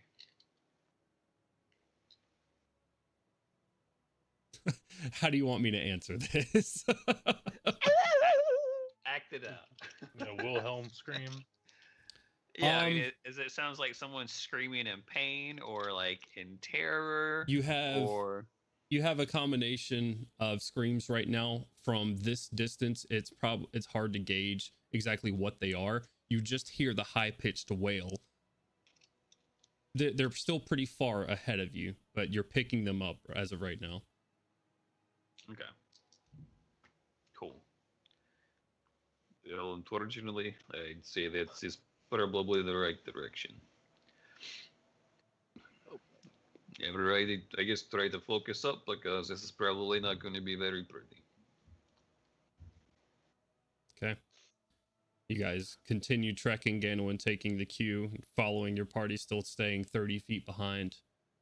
Artyom, As you're making your way through these woods, your vision obscured, you hear now probably 90 feet in front of you, slightly to your right, you hear a scream very close. And you hear some footsteps. 2 sets. One light and fast with the screams traveling. You can't see anyone at the moment. And then you also hear shortly behind as a smoke cloud in front of you clears out, and you guys are just behind some of the foliage. You see a giant, sort of still kind of shrouded by the smoke itself, grab and catch up and grab the scream still going on, and just start slamming it against the ground over and over until you hear silence. I will mentally message Gandalin to get close to the party immediately and motion for everyone to stop moving and stay quiet. Okay. And then once he gets to the rest of us, I'd like to cast Pass Dodge Race. Okay. I would like all of you to roll a stealth check for me at disadvantage. Plus 10, though. Plus 10. Mine evens out because of my cloak, correct? Correct. Advantage and disadvantage. Okay. So just So a what if straight I already roll. have disadvantage on a stealth check? Then you Just still still disadvantage. just roll at disadvantage. Plus 10, you said? Mhm. 19. Okay. 24. Nice. It would have been 22. a 31. 15. Okay. I would have got 28 if it wasn't for disadvantage. 25. Oh, no, 17. 20. Okay. I'm sorry, I can't read. It would be a 24, not a 19. Okay. Norgog rolled 2 2s, so unfortunately, he is not the most stealthy of the bunch currently.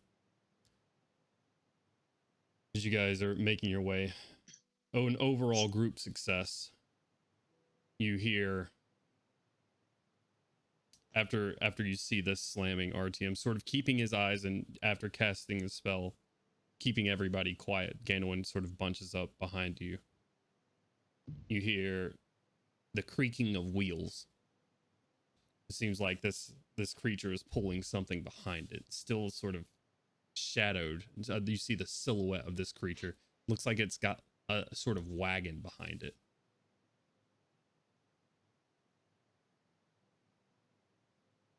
Okay.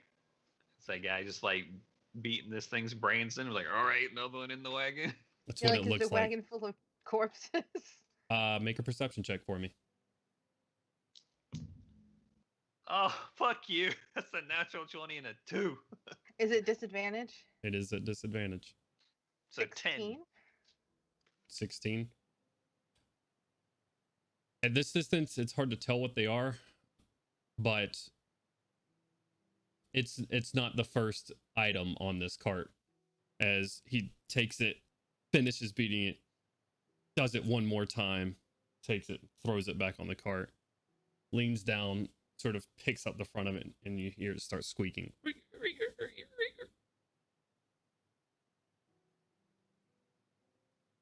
As you guys are sort of sitting there, Norgog cracks a twig behind you guys. Shit. It stops, looking your direction. You guys see as sort of the wind blows out this sort of smoky cover in between you and them. You see a huge, what looks to be a giant. Go ahead. Whenever he's doing that, how far away is this creature from us? About 90 feet. About 90 feet. Whenever I see that the creature's attention is in our direction, can I pick like a direction on the opposite side of us as Norgog and use Gust to make like another couple of twigs creaking in that direction so that he focuses a little bit off kilter? Your sight right now isn't the best, as even this creature 90 feet is pretty obscured by the smoke and stuff. You're just kind of seeing silhouettes at the moment. Okay. You're gonna focus on the other side of him and try to rattle some branches together with Gus. Right. Okay. Roll a perception check for me. Just we're gonna see if you see something on the other side of him where you can rattle it.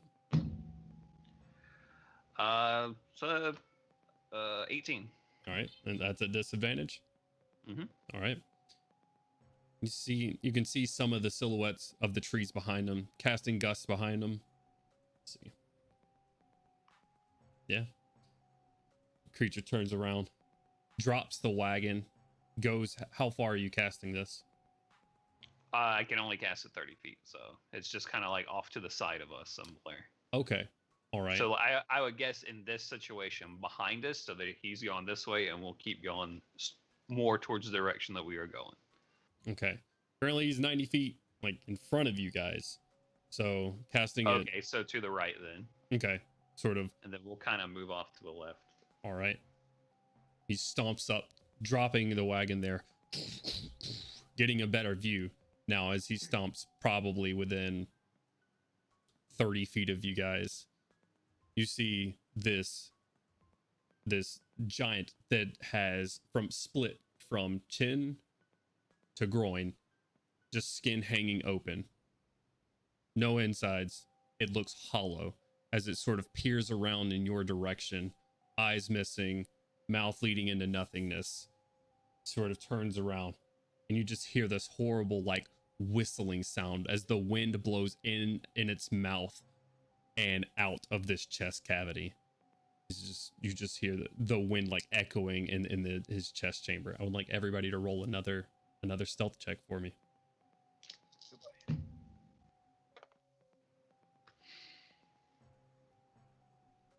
Disadvantage plus 10. Exact same roll. 20. 23. 17. 17. 26. 26. Malcolm, roll a stealth check at disadvantage for me, plus 10.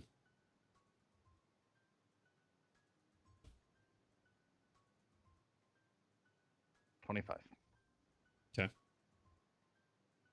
Crowley.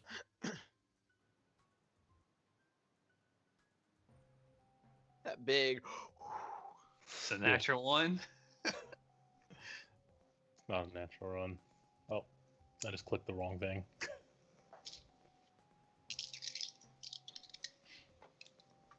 So 10. 10. What? In total? So 20? Still plus 10. Disadvantage Yeah. plus 10. Yeah, so 20. Okay. Gorgog's still coming up through here, but an overall group success. You guys start to make your way through these woods away from it as it sort of looks around. This thing is now sort of parallel to you as you make some distance quietly, making your way around. You hear behind you now, probably you've made some distance, 60 feet. Not being stealthy, just the squeaks of these wheels and the heavy steps. Are they getting closer? They're coming your direction. Yeah. Sort of parallel to you, not necessarily beelining to you, and not running, but currently walking. Can I With the take a wagon in page tow. from Artyom's book? And he's coming up behind us now, right? We've in moved past parallel him. with us. Oh, parallel. How far can I see? Do I need to roll a perception at disadvantage? Depends on what you're trying to see. I'm trying to see far enough away to cast thaumaturgy Okay. and make a noise. What's the distance on thaumaturgy? 30 feet. Okay. You have this thing approaching sort of from your back right currently. You're not sure on the distance of him, but thaumaturgy, what are you trying to do with it? I'm just trying to distract him again, make another noise so he'll walk off that way, more towards the right, further away from us. Okay. Let's see. To give us a little bit more time to go get further forward than he is. Right. Okay, Oh boy. so you can do one of the magical effects within range. Your voice Mhm. booms up to 3 times as loud. I assume you do not want to do that. You cause flames No, to I want flicker. to create the instantaneous sound that originates from a point of my choice within range, Okay, such as a rumble of thunder, the cry of a raven, or ominous whispers. all right. What sound are you making? I suppose I'll choose the whispers, Okay, because I don't think he'll care about a raven or thunder. I The think those are whispers- examples you can do. Yeah, Like something you similar to those you things. can do Oh. something. Yeah, Different. Yeah, it doesn't have to be one of those Oh. options. Gotta make it sound like sticks breaking, like somebody's running, footsteps and sticks breaking. sure. Okay, that's what I want to do.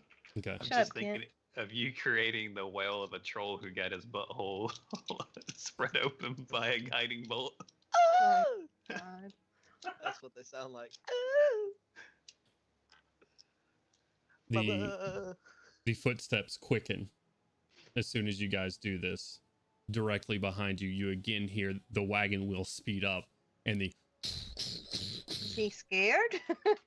no, he's getting closer to you Why? as he's Tell him to running stop. parallel, right, but behind. Now he is catching up to hit the sound that you just made, 30 Oh, feet the behind you. sound is supposed to go that way to the right, not forward. Right, He's to our right. he's to your right Oh. and further behind than 30 feet, which means that 30 feet is in front of him currently. So he I is don't currently catching think- up. I don't think I interpreted where he was correctly. That's my bad. Crowley's gonna take this time to reach for some spirits. See what the spirits will give him for aid. Is the direction we're going still following the green? RTM did see the green peak through the thick black clouds earlier. Yeah. Oh boy. Yeah, I'm still trying to lead the party to the left and forward at like an angle just to get away from this thing. Right. That was a 4, by the way, DM. Okay. And he's just gonna tuck that into his mask for the time being. All right. Oh boy. I hope that's a good one. One might say it's a Mad Hattery type of effect. I don't know what that would be, but I will take your word for Change places, my friend. A tea party. Oh. it. Oh god. I would like one more stealth check from the party as you guys try to get out of earshot of this. Ooh, hell yeah. Norgog rolled a 15 and an 18 this time, so he's not going to be your problem. 25. Double 18s. Very nice. Nice. 18. 31. 18, 19, 23. 23, 18. 18. I have not rolled over 6. This is ridiculous. All of my rolls have been single digits. Yeah. That's the plus 10 to saving my dick. Yeah. Dude, for real. I was like, oh, no. Norgog's been in that same boat. Kaushik, what'd you roll? I'm sorry, I was the first one to say it. I thought you heard me as a 25. I didn't. Thank you. All right. You guys make your way after Kaushik does this. You hear the footsteps speed up again. The wheel stops squeaking and just sort of slow steps as you continue to make your way through this wood. You don't hear the steps for a minute. And then you hear as they just sort of trail off in the distance. Seemingly like you've avoided the encounter. Good.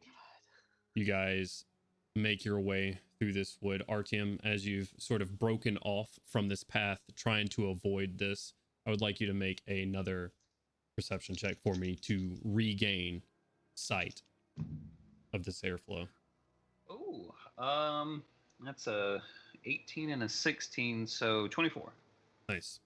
It is back to what would normally be your east. Yeah. Sorry. I'm sorry, west. Normally be to your west. It's over here to the west. As you make your way through, you do see it. It's further off to your right now. You've probably strayed to get away from this thing Right. 300-400 feet off to the left, but it is still within sight and you can move parallel. You're sort of making your way, and the trees start to get sparse. It seems you've come up on a tree line with a sort of barren wasteland right in front of you. Cracked earth. I would like... Who's helming this behind our team? It was Milo, who has since replaced him. Oh, we got 2 volunteers. Is it Crowley or Crowley said Meldrum? he was taking up the back with close to Gandolin. Okay. It's Melody. All right. Let's So go, Melgrim Melgrim. and RTM roll perception checks for me, both at disadvantage. Oh boy. Oh, my poor natural 2016. Okay. No.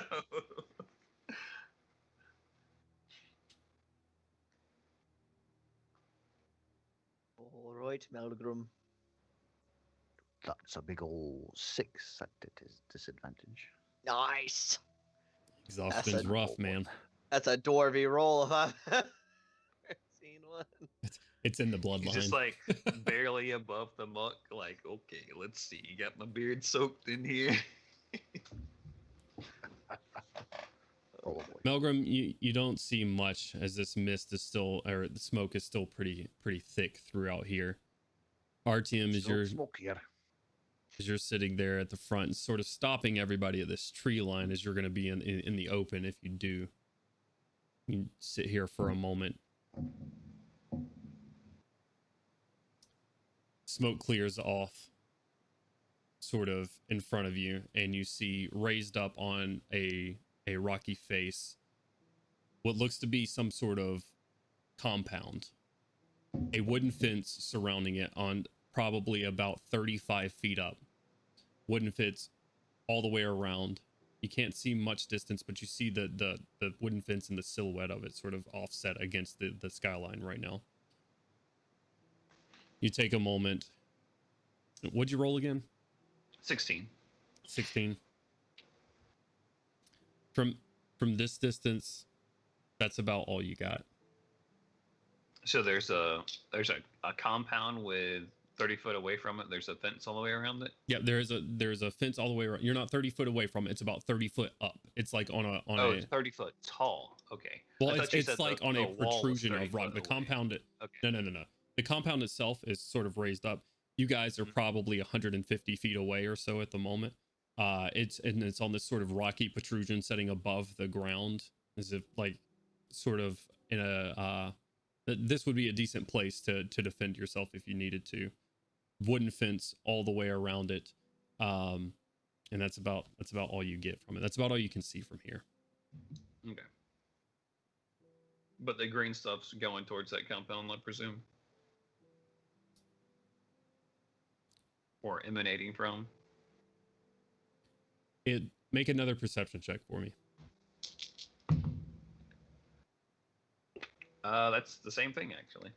16. Yep. Okay. It is in that direction. You cannot tell if it is emanating from it or not. With that roll. All right. I will relay this information to the party in a hush whisper. Okay, it looks like there's a compound up ahead, kind of at an elevated position with a wall, and I'm not sure if the smoke is coming from the compound or if it's just going over it.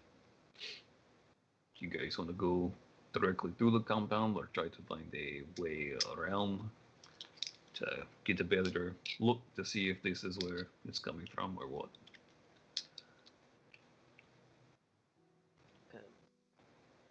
Wouldn't it be better to ascertain whether Stage whispers, Gandalf. I'm having a hard time hearing you, buddy. I say, wouldn't it be better to ascertain whether it is actually coming from this compound or not? It would be not good to try to infiltrate such a place without being certain with how risky it would be for us. Agreed. Let's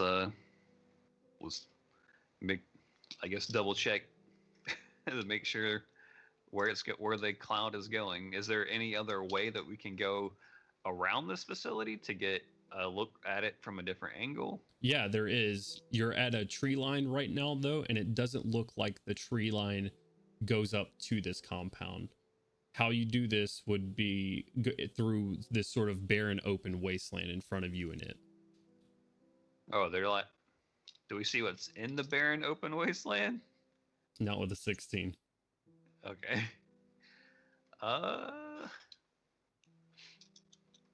Does the tree line just stop kind of flat here, or does it seem to like? Does this seem to be like a cleared out area from a perimeter of this facility, or? It's been getting thinner and thinner if you guys have sort of made your way along.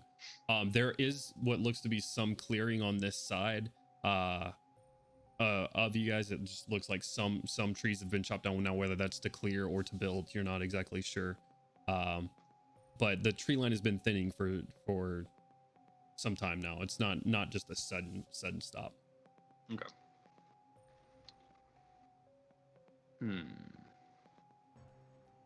You guys sit here for a second. I mean, I can.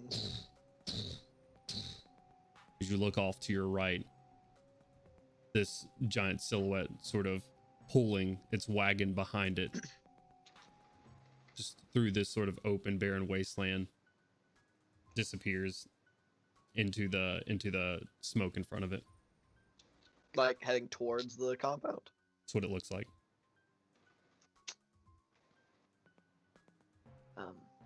I mean, I can try to make my way around it to see if it goes around onto the other side or into it itself, if it goes past it or not. Can I make a perception check at Gandalin now that he's closer to this? I'll give you a perception check. I have to ask Gandalin, are you trying to hide the cough at all? I'm not really trying to cover it up. I'm just Okay. It's not that important at this point. 14. I mean, if he's not trying to cover it up, you notice a cough. It's not necessarily like, oh, he's got the cough that Milo had, but you're in a pretty smoky area currently with all of this. Could be that, but he's coughing. Okay. It seems like it might be bad for us to split up right now. I mean, Yes, but everything It is also seems riding. bad to get caught by whatever that is. Will? What does everyone else think? We've only got one chance to make sure this is done right, because Milo doesn't have a lot of time.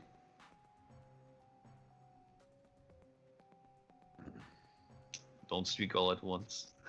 I just gotta look at it. I've said my piece, so. Well, if we're gonna scout it out, Gandolin's the one to do it. It's probably the sneakiest of us. Nod. Aye.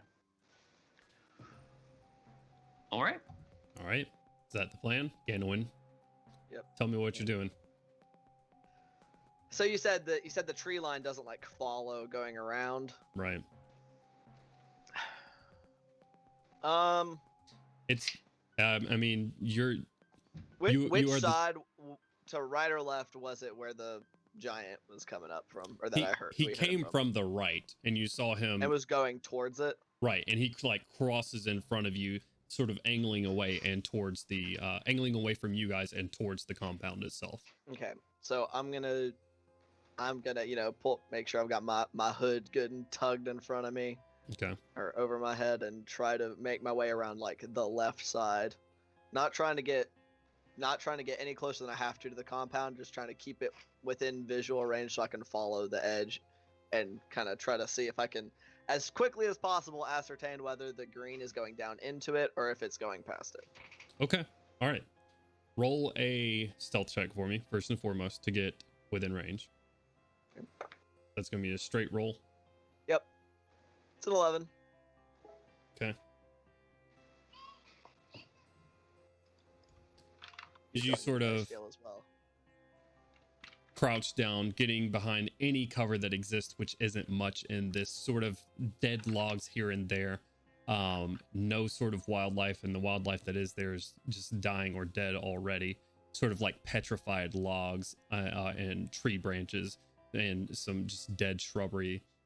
You make your way up, and as you are sort of moving towards the back of this or what to the left of this compound, to the left of you, you come across and you see a silhouette in front of you, probably about 20 feet away. Like a person-shaped silhouette? Yeah, person, your size, just sort of standing there currently. Long hair sort of flowing in the constant breeze that's here. And you just hear...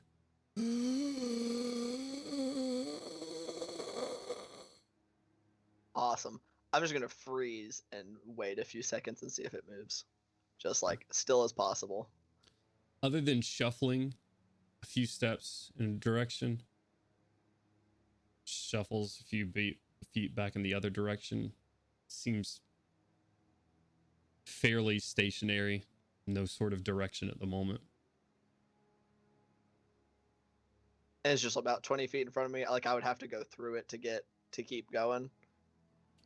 Not necessarily. You could back up and move around. Move further around. But it is impeding my immediate path. I mean, if you were Forward. point A and it is point B, yes, like you Right. moving through, but you could still walk further around. I'm gonna start trying to try to do a little bit of that. Maybe try to see if I can skirt around it. Okay, go and roll another stealth check for me. That's a lot better. That's a 22. Very nice. You see a couple of more of these things along your way, though wind sort of blowing into their mouth and out of their chest cavity.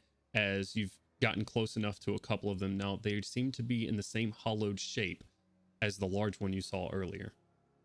No eyes, seemingly no intestines or innards of any sort. Their skin sagging around nothingness. You make your way around them, though. They seem fairly... I don't know. They don't seem... they seem fairly unaware of you.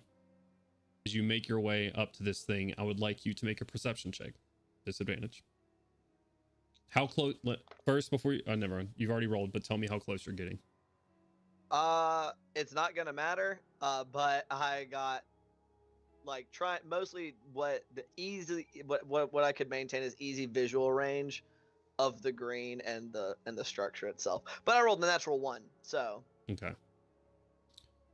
You make your way up to the bottom of this thing, not being able to catch the green right now as this heavy black smoke is blowing in from your east right now, blowing up and covering any sort of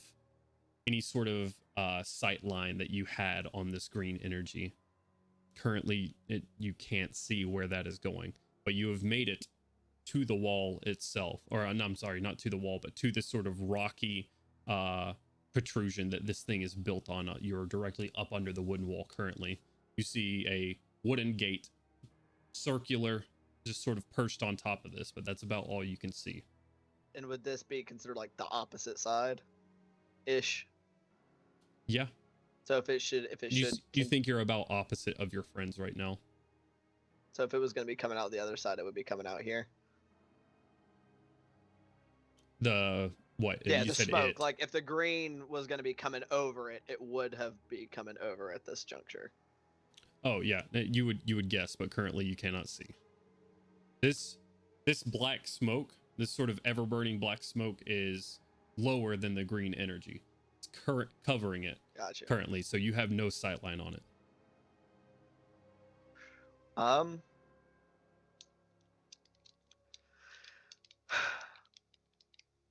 Is there any movement to the smoke at all, or is it just low hanging, just sitting there?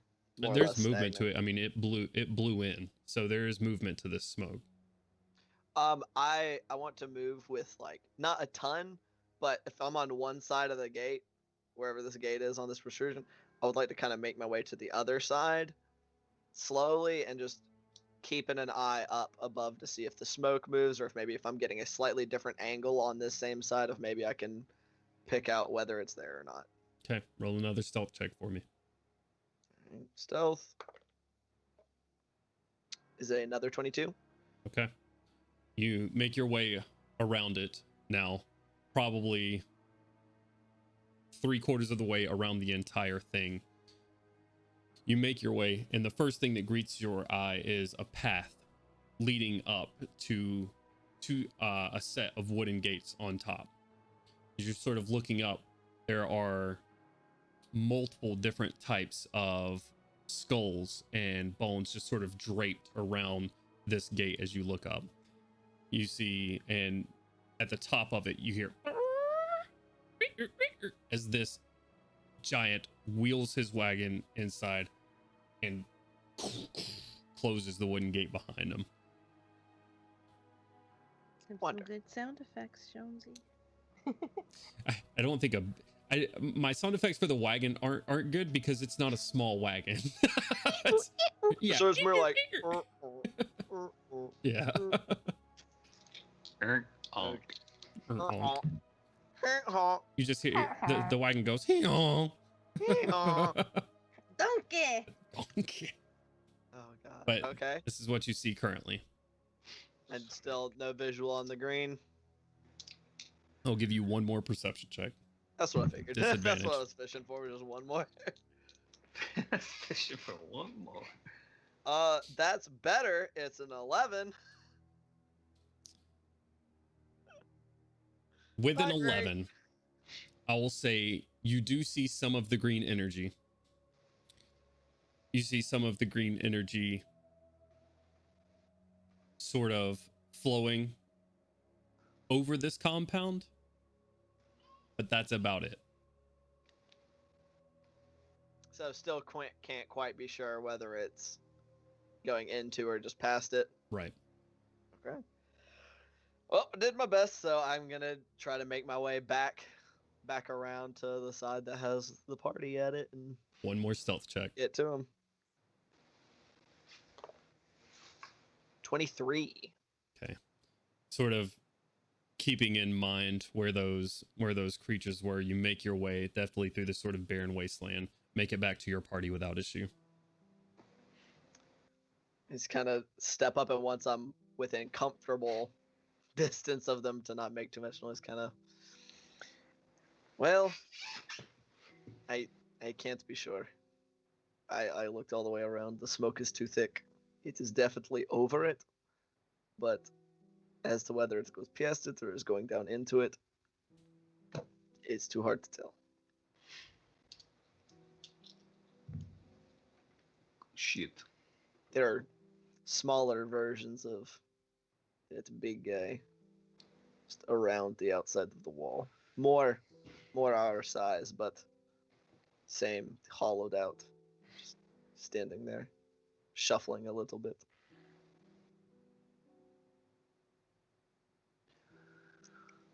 All right. Crap.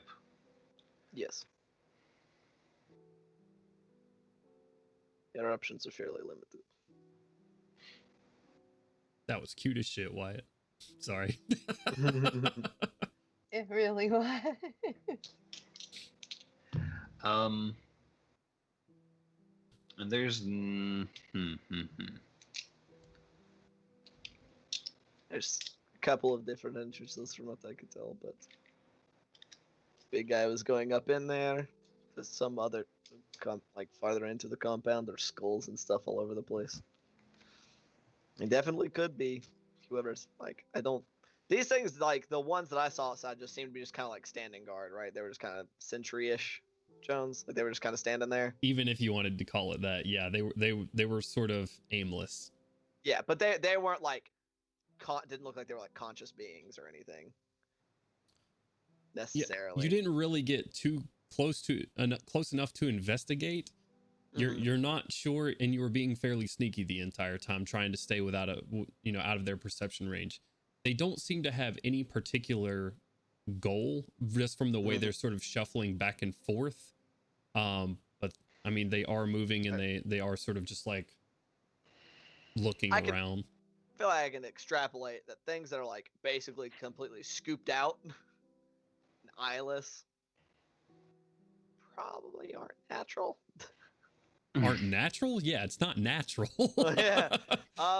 If that's your question, yes, it is not Right. natural. Like they were created. I mean, I That's know kinda my Gandalf had an thought. 8 intellect, but come on. I was making sure that it seemed like they were created or something. I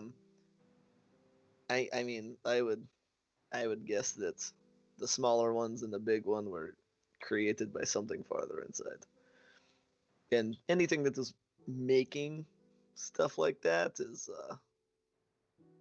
it probably wouldn't be completely inaccurate to say they would make whatever this sickness is. All right. Hmm.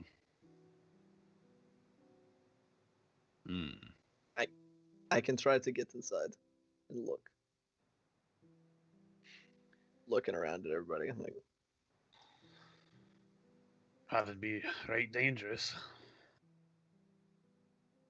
I can Yes. find out for us, but it'll definitely take a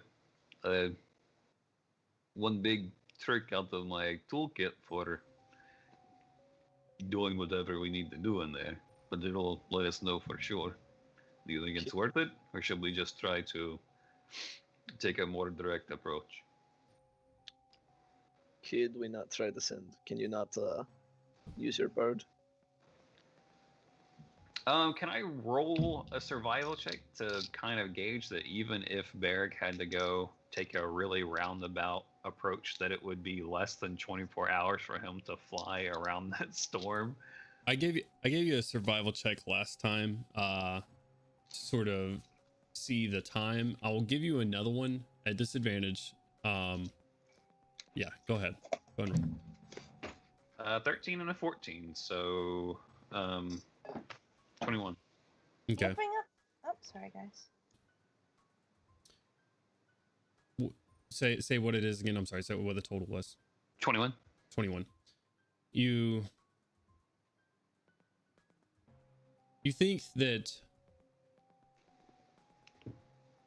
if Erish was stationary and Barrick made it to him, that he would have made it to him by now.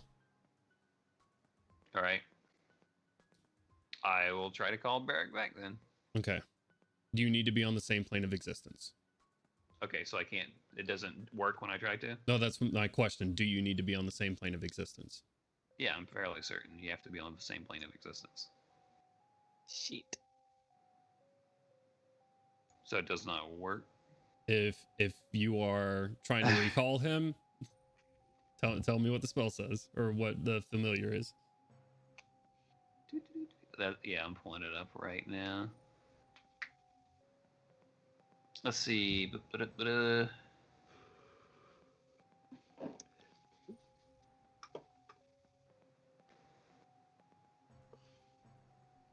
As an action, you can temporarily dismiss your familiar. It disappears into a pocket dimension where it awaits for your summons. Alternatively, you can dismiss it forever. As an action where they're temporarily dismissed, you can cause it to reappear in any unoccupied space within 30 feet of you. Blah, blah, blah. I guess you can be on any plane? I thought you had to be on the same plane to do that. Apparently not. So yeah, I guess I can call him back. Roll a D100 for me. Oh my. That's scary. Right? I hope I don't have to do it at disadvantage. That is 97. Jesus. Okay. You summon Barrick. He lands right there in your hand. Unharmed. Huzzah! I give him a single kind of circular pat and throw him towards the facility and jump into his eyeballs to see what he sees. Okay. You can do that for 100 feet. Mm-hmm.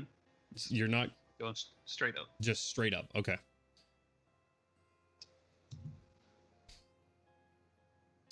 All right. You'll recall Milo's familiar getting, Seem like he'll take damage if he does that? if he gets close enough to it. Yes. Okay. So how far are you sending him up currently? You still have line of sight, and it's sort of flowing over you, probably about 100 feet in the air at this point. Oh, I still have line of sight to the green stuff Yeah. right now. Okay. Shit.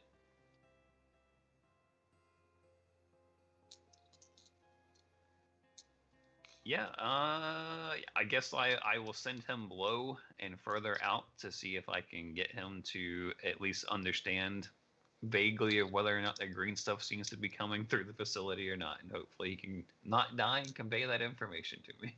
Okay, roll a perception check for him.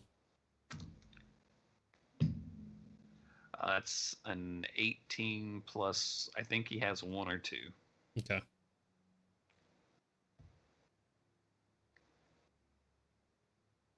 Is that relevant?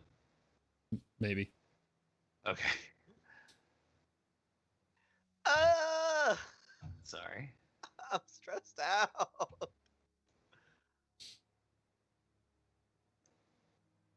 I think it's a +2. Is it a +2? Yeah. I think so. Roll 20 was giving me some bullshit. Use D&D Beyond. Yeah, that's what I do. Oh, it's +4. Okay. Totally All right. Oh, that's even better. You send Barrick up. How high are you sending him? I'm telling him to probably go maybe 20 or 30 feet off the ground to go over just up and over the walls, essentially. Okay. 20 or 30 feet, you sort of send him, and these black clouds are fairly low lying, so he does go through some of them. But for a moment, with a 22, you see a brief glimpse before more black and white smoke sort of fills Barrick's visions as you're sort of sitting there looking out across this field. You see the top of the gate. You can't really see inside the compound itself, but you do see a sort of tall antenna type installation. It's made of some material, you're not exactly sure. And you see the green briefly. You can't tell whether it's emanating from this point or not, as it is flowing from several different directions. The green is hitting this antenna. You cannot tell if this is what's causing this green energy. Guys, it's the 5G. It's turning the goddamn frogs gay. Norgog says. It explains so much. It explains so much. It's Oh, the 5G, no. dude. I'm leaving this campaign. Goodbye, everyone. I'm sorry, it was too tempting. He said antenna, and I was like, oh. Barrick sees this RTM, and his eyes are nearly instantly covered with black soot and ash just flowing through this atmosphere right now. Okay. Shit. But that is the brief glance that you get. All right. Is he able to convey anything once he finishes his circuit, or is that it? Once what? Like, I was sending him over the walls to like sweep over the area real low and have him tell me what he saw. Okay, all right. I'm sorry, I misunderstood. I thought you were only sending him out as far as you could see. Right. So this is what you see. Barrick breaks the distance it takes from where you can maintain eyesight with him. Mm-hmm. He sweeps overhead. Make one more perception check for me. Even better, 23. Nice. It's nice 18 when you and don't have to 19. roll at disadvantage, right? Right? It was good stuff. Okay.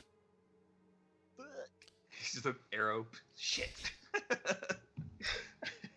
You just see a hand just collapsing out of there. Oh. Give me 1 second. I'm just imagining one of the big troll things from Resident Evil 4 out here with a wagon.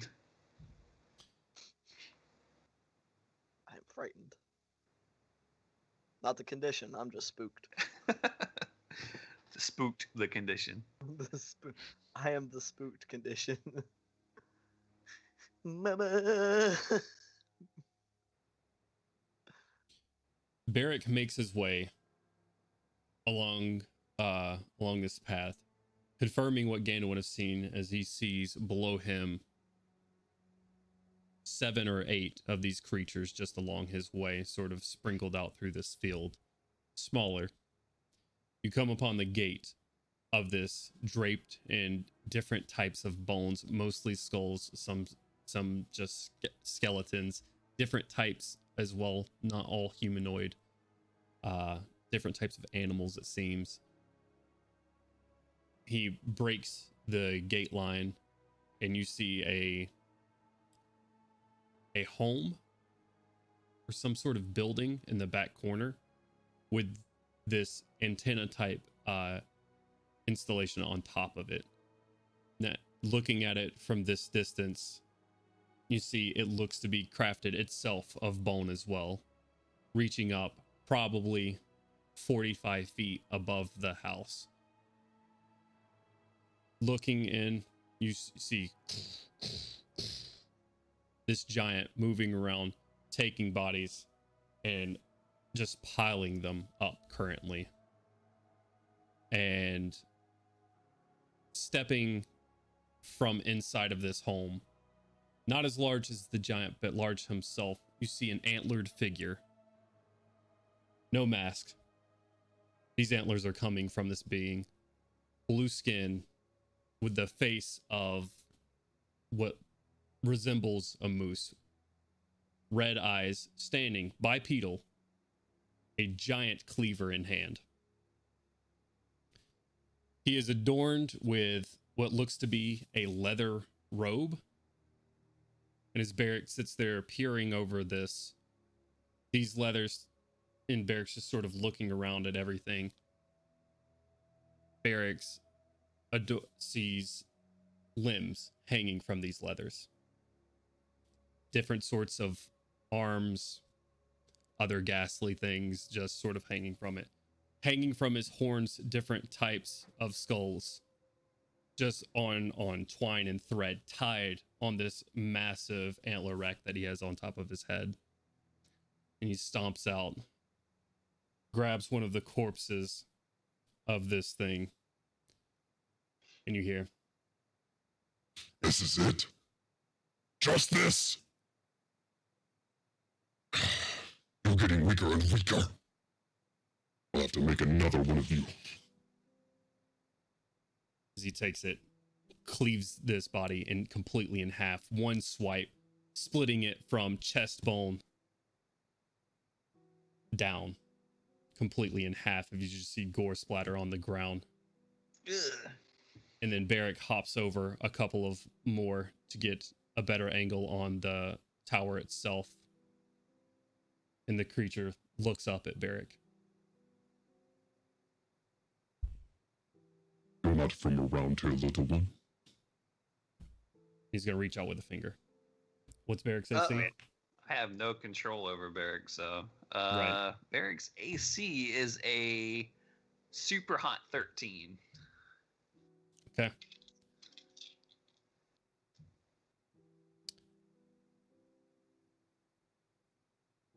What's Barrick's hit points?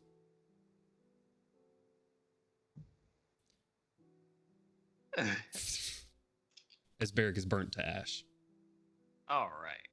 Well, shit. Does that mean we get none of that information? Correct.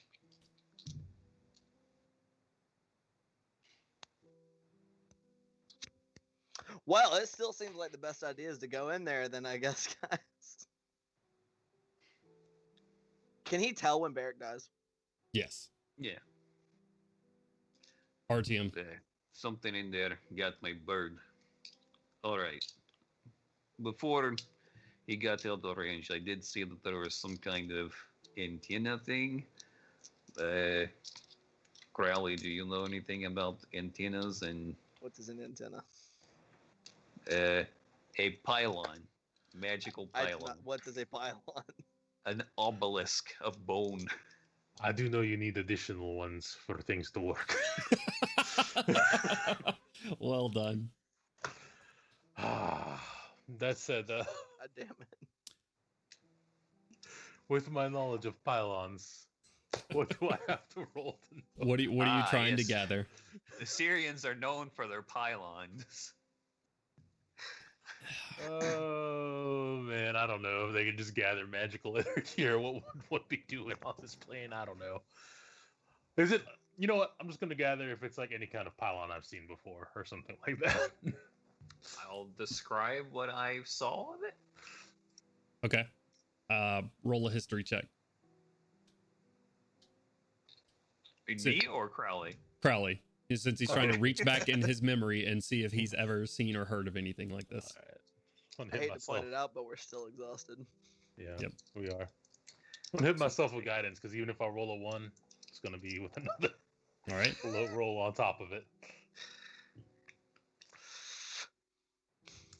A nat 20 and an 11. So Okay. let's see. What's the One total? second. 1 second. Let's roll a d4 on top of that.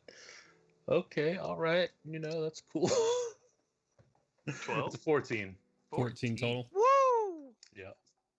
You rack your 14 brain total. as RTM says. There's a lot of pylons back home in Kyrie. You can't think of any at the moment though. This doesn't ring any sort of bells for you, unfortunately. Nothing familiar. Especially not one all the way out here. Yeah, I was about to say though In a most different plane. most of this plane is unfamiliar. This place is terrible. Nothing comes to mind, Artyom. Especially nothing that would be applicable in this plane of existence. All right. Well, so should we leave Milo here, storm the castle? Should we try to sneak around and double check to make sure this is the right place? It seems like we're going to be getting in a fight regardless of what we do. We just need to do something quickly. I mean, from what you described, it sounds like even if they're not coming from here, like all the defense ones are touching that antenna. So I did see that? that was still within his visual range, right? Like he could still see through Barrick's eyes at that point. No, that is when Barrett got closer. No. No. The tower itself seeing seeing different flows going to this antenna. Yes. Oh He did yeah, see this. Fuck him. Let's go. Yeah, it's like this seems like our best bet. Though as to whether what we Barrett leave or bring couldn't Milo. tell, or what RTM couldn't tell from that, was if it was emanating from it or merely a receptor. Right.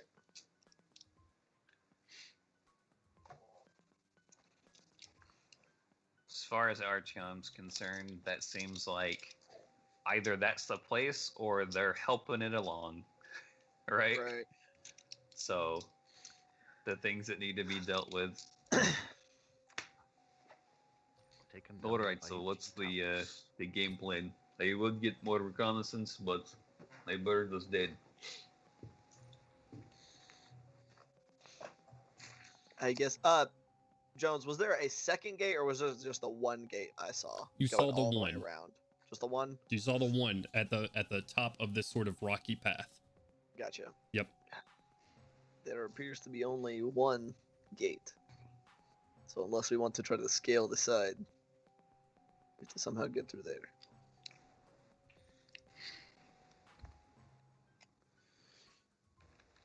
Well, And what about Milo? What do we do with him?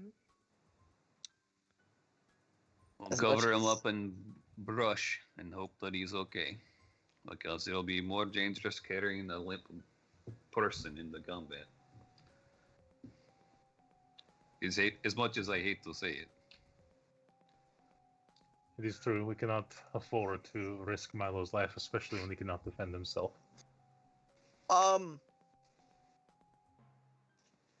Quick question, DM. Yeah. If I put my Cloak of Elvenkind on Milo, would it help hide him? Does it require attunement? It does. Fuck. I would say not. The cloak of elvenkind. Okay. It If wouldn't. he was sitting here for longer than it took to attune to it, would it then start helping him? Unfortunately, you need to be willing to attune to something. Shit. That's why evil items just don't go around flying around and attune to someone unwilling. But I would say if you were to use your cloak of elvenkind, I would grant a bonus, as it still assists with hiding what it's containing. So it would be better than brass and black full metal plate. Right. Okay. Are we going? So we're going to leave him here. Try to hide I him. was just going to try to get some foliage and just cover him up so that he looks like a bush. Yeah. The more advantages he's got, the better. He can't exactly defend himself. So, if that's what we're doing, Can I? Would it be like a stealth check or a survival check to attempt to conceal another person? I would say this would be if you're using what's around you currently, which is not a lot. Like I said, there's mostly this fine powder. Let me see something real quick while you're working on that. There's mostly just fine powder where you guys are. Like it is mostly everything is ash. I'm gonna see if Norgod can help you out though. we could do him like, you know how like Sam and Frodo in Lord of the Rings, they're outside Mount Doom and he's like under the stone, and they have to like throw over their cloaks over themselves. That's a cloak of do like that. elvenkind. Yeah, what if we kind of try to bury him as like part of him in ash, and then put my cloak over the rest of him? I was work. going to just try and see if we could maybe, pocket him from both sides with a sleeping bag, and then just shovel some ash on top of him. There you go. Just looks like a little hump out there. Hopefully that big guy doesn't stomp on him. I can put him in the bag of holding. He That will die. kill him. He will die. I can leave it open at the top so That he can doesn't breathe. matter. I don't think it makes a difference. Milo, Much- Milo, all the way in the bag of holding except for his head. He's just It's just sitting there. oh, that's gruesome. This is a normal sized head on top of the bag. You say normal sized head, but look at those ears. I'm looking at the helmet. Is that +1 AC if you have a Milo head? All right, can't roll a survival check for me. All right. While he's burying him, Norgog will assist you, so it is a flat roll. It's a flat roll, then a flat roll is a dirty 20. 30-20. He spends his time and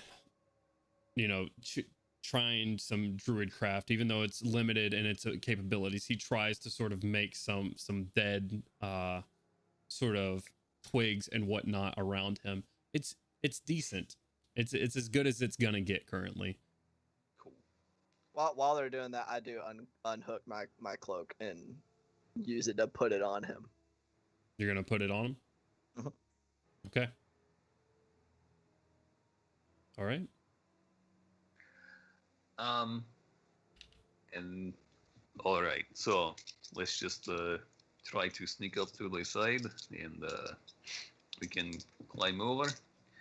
If we get spotted and things look like an alarm is raised, don't worry, I got the plan. Just hold on as hard as you can to some fur. All right, lead the Onto way. some what? Onto some fur. Fur. Okay. And then like here. All right. Looks at Dwarf Beard.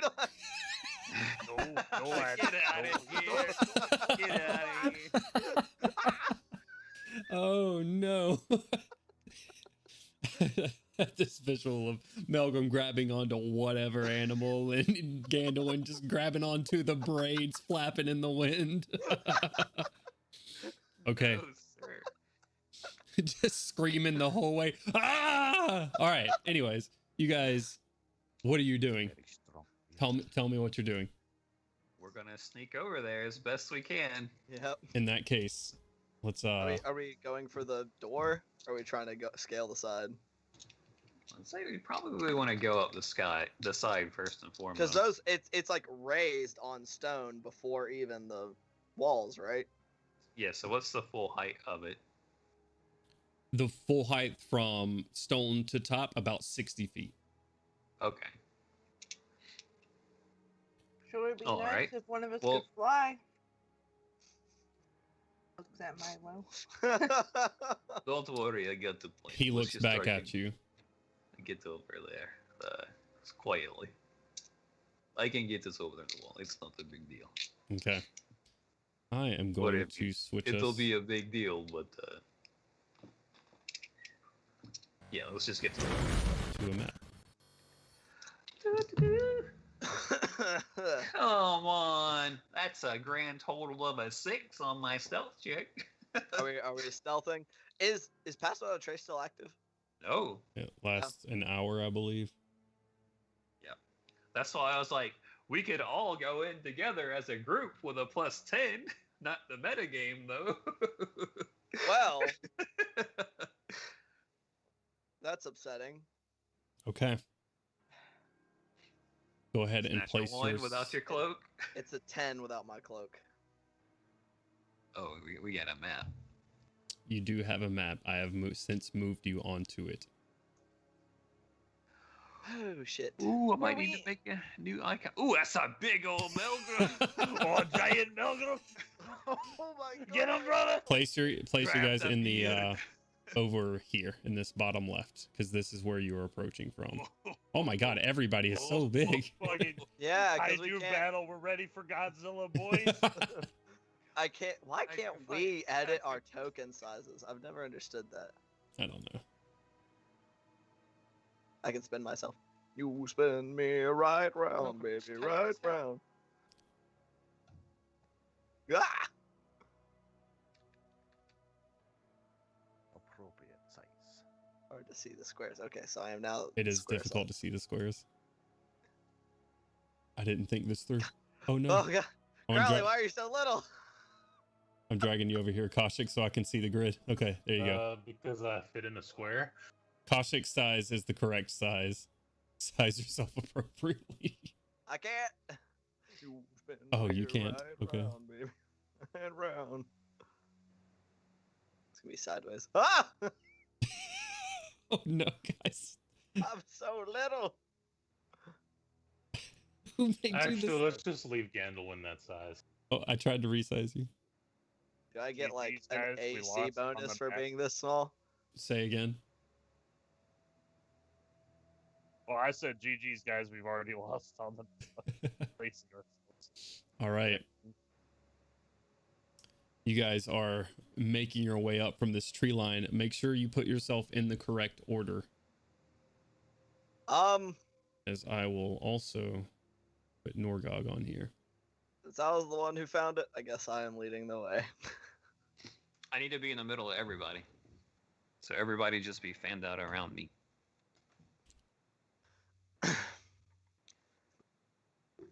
I'm within fur grabbing range, brother. Good stuff. Be Fur ready grabbing to range. grab. Oh man, Norgog, make yourself smaller. Practicing my grips. Grab that fur. Oh! Uh-oh. Nobody better grab the beards. Okay, so Not the Gandalf sort of beard. leading the way. I've heard some stealth checks.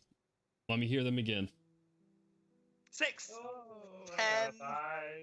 15. 19. 6, 10, 5 were the first ones I heard. 13. Brittany, you said Kaushik's was 15? Oh wait, I'm supposed to roll at disadvantage, right? Correct. Unfortunately. You're supposed to always roll at disadvantage because you have armor. Correct. Fif- 15 still. I'll be right back. And what was Goran? Oh, not Goran, Melgrim. 19. I would have had Don't a talk natural through- 20 if I wasn't at Of course, disadvantage. Mike. That was an accident, sorry. I didn't know I am Gorim. Oh! RTMs I've be just right got, back. now I'm just got my leather jacket that I got in Passage, my nice and functional jacket. Yep. That's it. I'm gonna make a better battle scene so it doesn't take as much up of the map. Boy, gonna die. Maybe. We're gonna be fine. Mom, Dad, I'm coming. Oh my God. Yeah, Oh. Mildred's gonna shout the same. Mom, Dad, I'm coming. Is your mom dead? I thought it was just your dad. Yes. Fuck Oh, is oh no, my that? mother's dead. Oh shit. Totally dead. We're orphan buddies. Yeah, she died in childbirth. I had a Oh, big shit. hit. Oh no. Well, shit. Oh, that's fucked up. We are the cream oof the crop, brother. What does that mean? Cream oof the crop. Cream of the crop.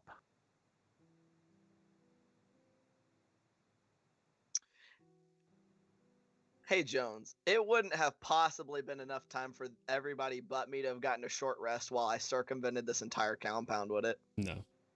Damn it. I tried. Oh boy.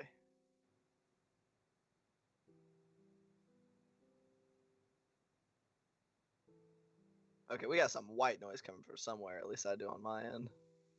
Anybody else hear that? Yeah, So these things started surrounding us? starting surrounding you. No, they've been standing there. Oh, okay. Cool beans. We're so sneaky, there's no way they'll see us. They don't even have eyes. That's a good point. Fortunately, as good of a point as it is, Damn it. They have blind sight 4,000 feet. Well, that and you rolled a 6. So...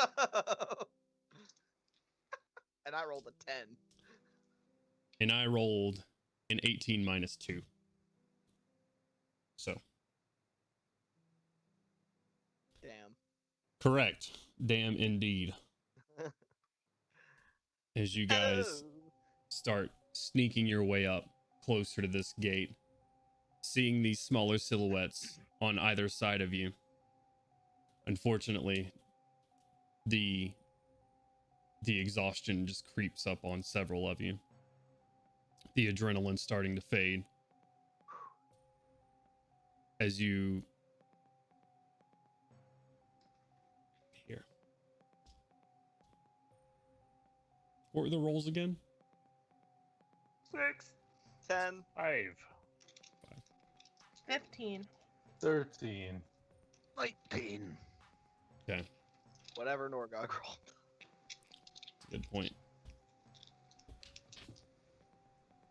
Boy, Norgog.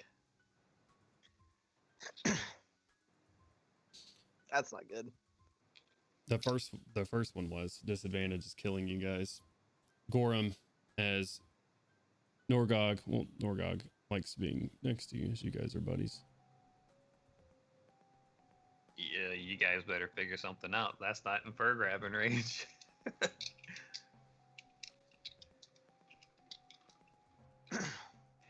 As Norgog is sort of crouched down, trips and hits the back of your armor, Gorham, making a clanking sound. You have these things all turn towards you. This sort of sucking sound coming from inside as the wind is just blowing through these open cavities as they all just go and start shambling in your direction. Like, everybody to roll initiative for me. Are they making loud noises when they do that? It's more of what I'm trying to do. You hear the wind. They have no real vocal cords to make noises, so there's not a lot of noise. Okay, I didn't know if these things are supposed to be like an alarm system, right? Right. It does not seem if they were, they are not doing their jobs very well because they have no vocal cords to make these sounds. There's just sort of constant humming, or not humming, coming, but this sort of like you blow over a Coke bottle. That sound. You sort of hear that slow sort of moaning sound from it. All right.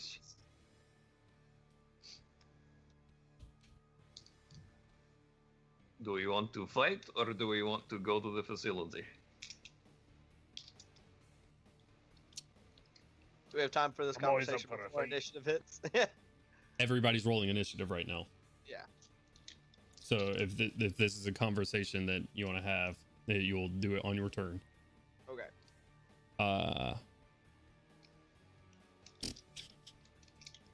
It's a -1. 25 to 20. Let's see it. Let's hear him. 23. 20. 20. Okay. What's your dex, Milgram? 15. 19. Thought so, but I wanted to make sure. What did you roll again, Milgram? Say again. 18. What did you say? You rolled 20. That's right. Yeah, yeah. Me and Melgrim both have 20s. All right, 20 to 15. 16. Nice. Okay. Let's go. Then we got Gorham. 15 to 10. 10 here. Oh no, Artyom! Artyom! Artyom! We must go to the metro, Artyom. Yeah. Artyom! So, Oh god. Dark ones. They're All right. everywhere.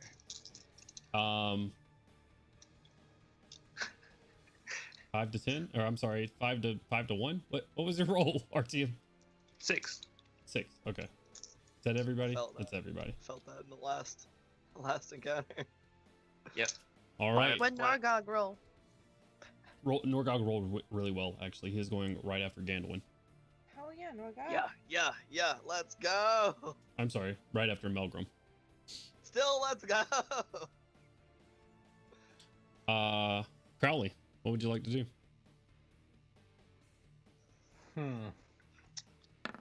So very little. Crowley is going to pull out his shield and equip it. And, kind of whisper upward toward, Artyom. I don't have much to deal with a crowd. I'm trying to save for whatever's waiting for us. And that'll end his turn. Okay. Bring up your shield. I'm not going to say that's your action, so if you would like to do something like dodge, yeah. I was about to say. All right, so you take your action and get ready for any of these things sort of shambling towards you. Gandalin, it is your turn. Okay. These things are all, like you said, started shambling towards us, right? So they are 100% aware of our presence. Correct. Unfortunately, the stealth checks just weren't high enough. Right. Gandalin is just going to just draw and throw 2 daggers Okay. at this one. All right. With a brief exhalation on the throw of each of them as he uses Kensei shot to hopefully make this less shit.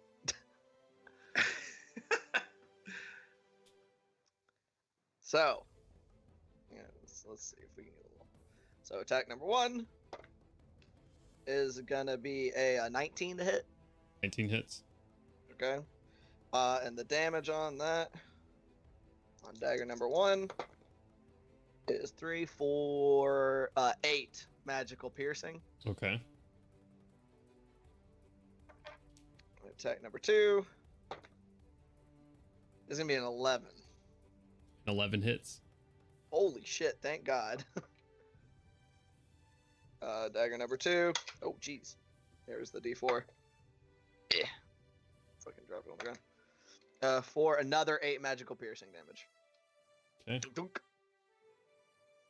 You hurl 2 daggers towards this thing. It goes straight through their cavity, piercing the skin on the other side, and just sort of like go limp from the skin in the back and fall down into its legs, it looks like. That's weird. And after doing that, he's gonna call over to Artyom. It's like, I don't know, but they may follow us in. They may follow us in. All Are right. they moving really slow? Not particularly. Okay. Okay, and that's Scandal's turn. All right. That is going to bring us to Melgrim. What would you like to do, sir?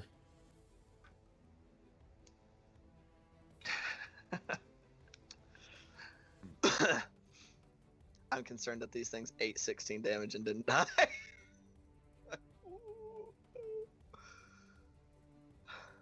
Yeah, so I don't know. I'm a bit confused. What did I see with the hits from what Gandalwin? It looks like he threw 2 daggers and they landed. They fell inside of its hollowed out corpse. Oh, yeah. I Okay, mean, those. It looks like they both hit this sort of back skin, made a couple of tear marks into its back, and then just fell out of these holes because there's nothing to support them there, and they just fell into its hollow, stumped legs. I didn't realize these things were like hollowed out skin. That's horrifying. That's gross. They're like animated skin suits. That is exactly what they are. That is horrifying. I hate everything about that.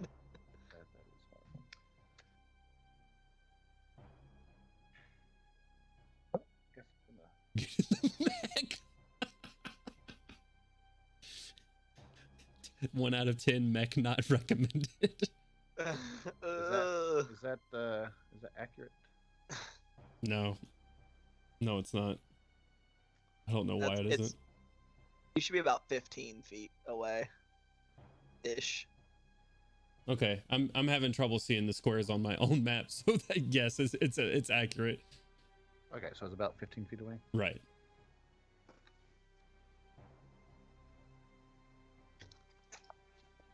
Grab my hand axe and throw it at this one. I just imagine the next round it just pulls out like a dagger and a hand axe and it's just coming at you like, thanks, buddy. Oh boy. Hey, these things ain't got bones. They shouldn't be able to hold anything. They should be able to walk. That's a good point. That's very Fair. All These right. things should collapse right now. Go ahead, Melgrim. Roll that attack.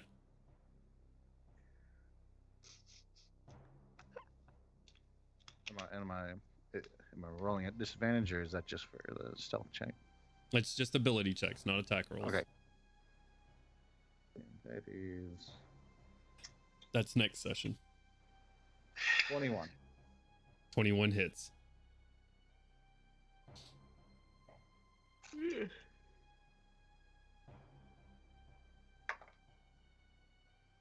For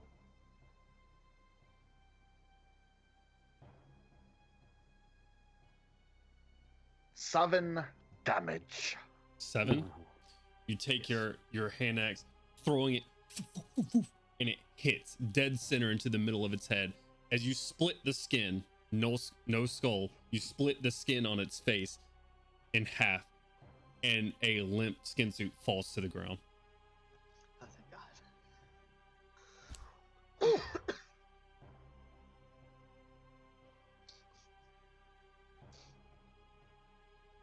How you do the red X, Matt? Click on it, Yeah. and then on like the bottom right, like the Yeah. little circle in the bottom, and then There it should it be the is. far right on the top. I did everything but so- that one. Seemingly dispatched. Oh, that's not reassuring. The seemingly dispatched. He's gonna get up in 1d4 rounds and be just as hollow as ever. Set it on fire. What else you doing, Melgrim? Frightened.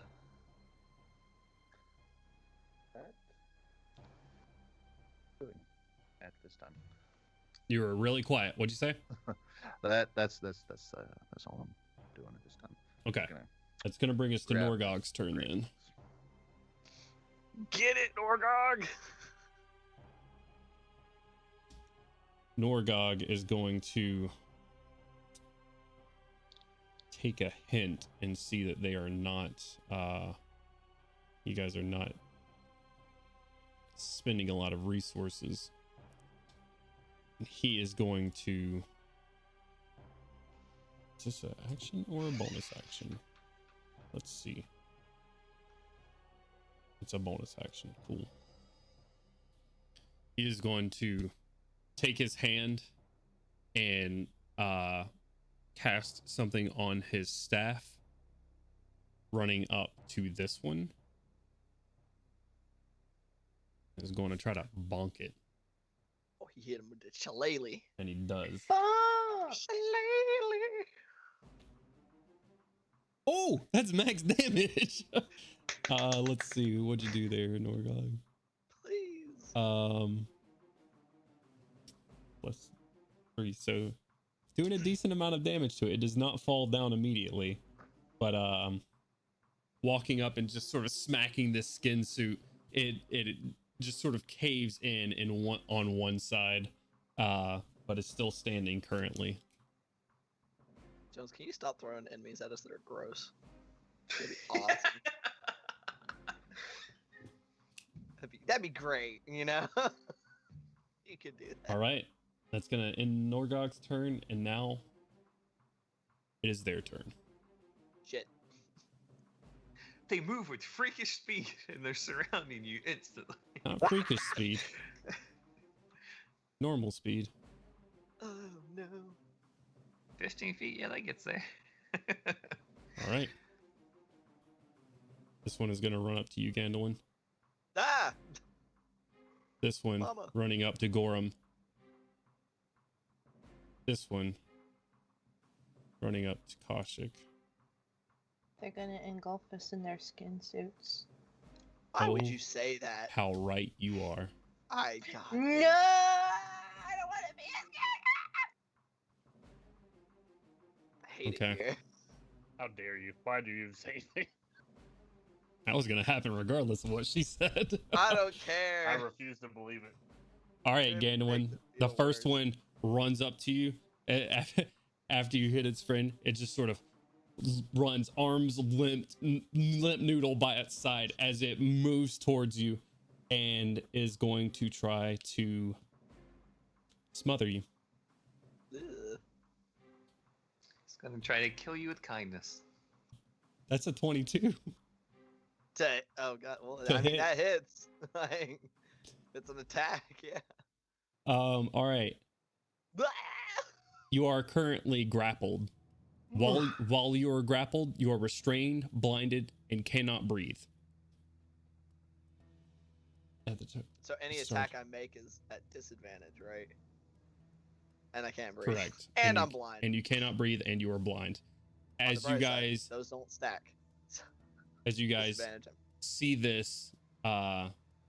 see this creature run up to Gandalin and just running at him, not sort of swiping any claws or anything.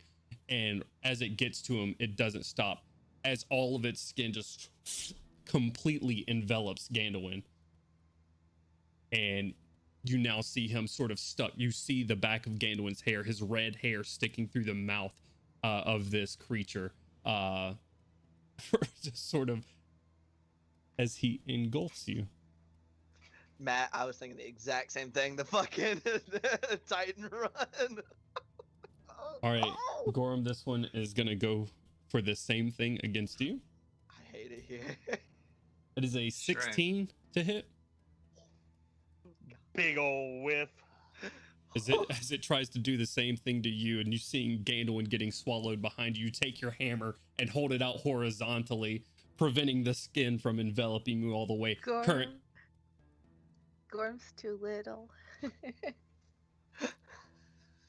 Currently, Who said that? you better watch out. I'll give him advantage against them. Just sort of blocking this thing from engulfing you. Kaushik, this is going to go for you. Is a 19 to hit. Yeah, it just hits.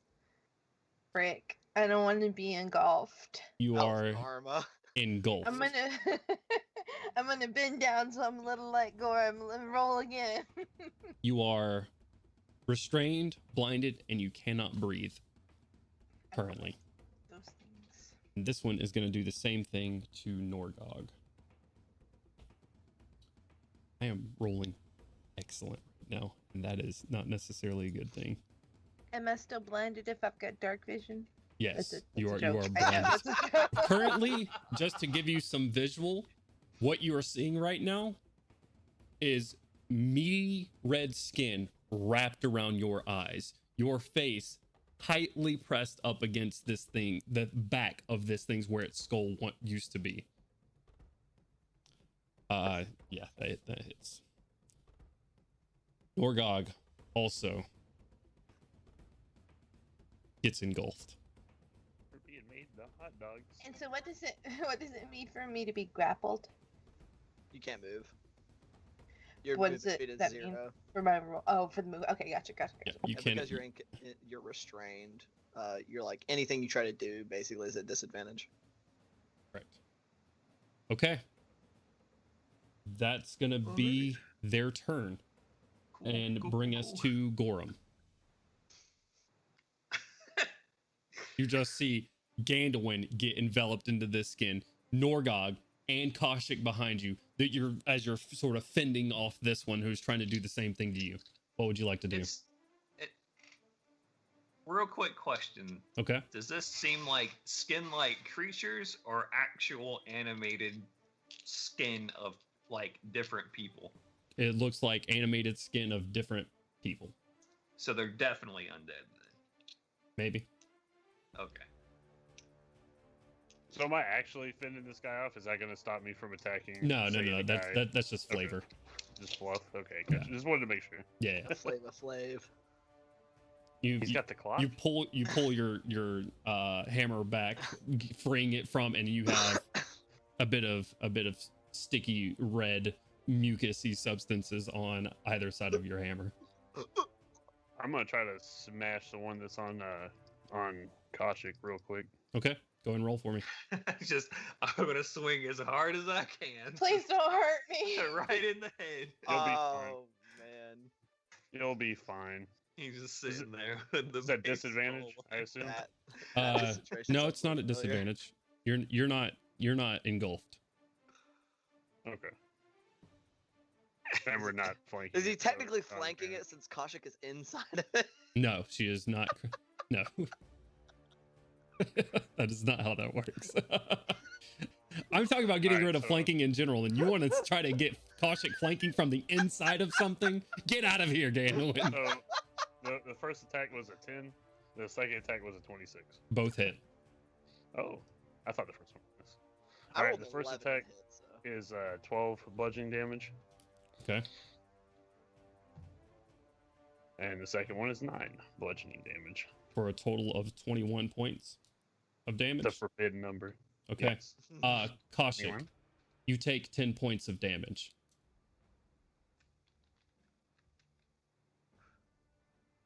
I'm sorry. I thought this sounded familiar.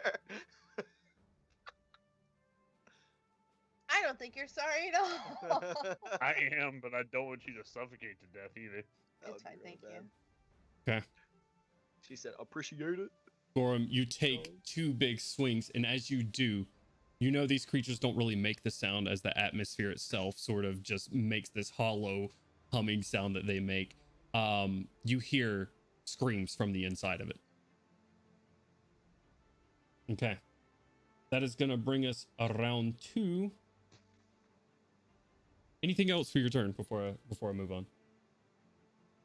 No, I'm good. Okay. Koshik, it is your turn, and RTM, you're on deck. Wait, am I still engulfed or did it like fall off me? Nope, you are still engulfed, and at the top of your turn, I'm sorry, I'm trying to keep up with all this. At the top of your turn, you take 5 points of bludgeoning damage. I already took my damage. Why did I take my damage? As Squishing this, you. yeah, as this thing, the open wound on front of it starts closing further and trying to seal you in. Okay, so even though I'm being suffocated, can I speak at all? Currently, your mouth is restrained by the back of this thing's head. Frick. Are we able to try to break the grapple? Wait, you can't use can. verbal components while inside of it? You're strangling currently. You cannot breathe. Oh, okay. Gotcha. Yeah, that's right. It's like all up in your mouth. Ugh. The That's fuck gross. am I supposed to do? So I This- know this, like, mechanically speaking, you're not stopped from, like, drawing things when you're restrained. Can we, like, draw our weapons and start to, like, stab, slash, and or any other way murder it from the inside out? We can try. We'll get there. Okay. What I'm you just doing, curious. Kaushik? Okay. I guess since I can't talk, but I can wiggle. I can grab a knife, but I can't speak. That sucks. Oh, hold on, 1 second. These things are horrifying. Ooh. You good, Kent? You're on a- Yeah, okay, so I'm just gonna I'm gonna wield my dagger and I'm gonna give it a good stabbing. Okay. Roll an attack at disadvantage. Alright. This is number 4. So that's a 6. A 6. Unfortunately, you fumble around, try to get your dagger, and you can't move it anywhere. This thing is holding your arms to your side, and you just can't get any sort of force to the dagger at all. Oh, Carry on. Is that gonna be it for your turn? Mm-hmm. All right. What's your con, Kaushik? Oh. +1. Okay. All right, that is gonna bring us around to Artyom, and Crowley, you're back up on deck after this. all right. Artyom is going to go to the person closest to him that doesn't have any help, and that's Gandalin. And he's Jesus. going to start trying to aid Gandalin in pulling this thing off of him Okay. You sort of by just trying to rip into that skin and get it back off. trying to pry it apart. Yeah. Okay. Yeah, it's going in. All right. Artyom rolls up and starts, as you see this skin starting to wrap around the back of Gandalin and hold him into place, you sort of hold the skin from closing any further and try to pull it apart. All right. It's going to bring us around to Crowley's turn. And then Gandalin, you are on deck. Crowley is going to move here, Okay. draw his rapier, and kind of just take a deep breath and work precisely to try and slice at the thing around Koshik. Okay.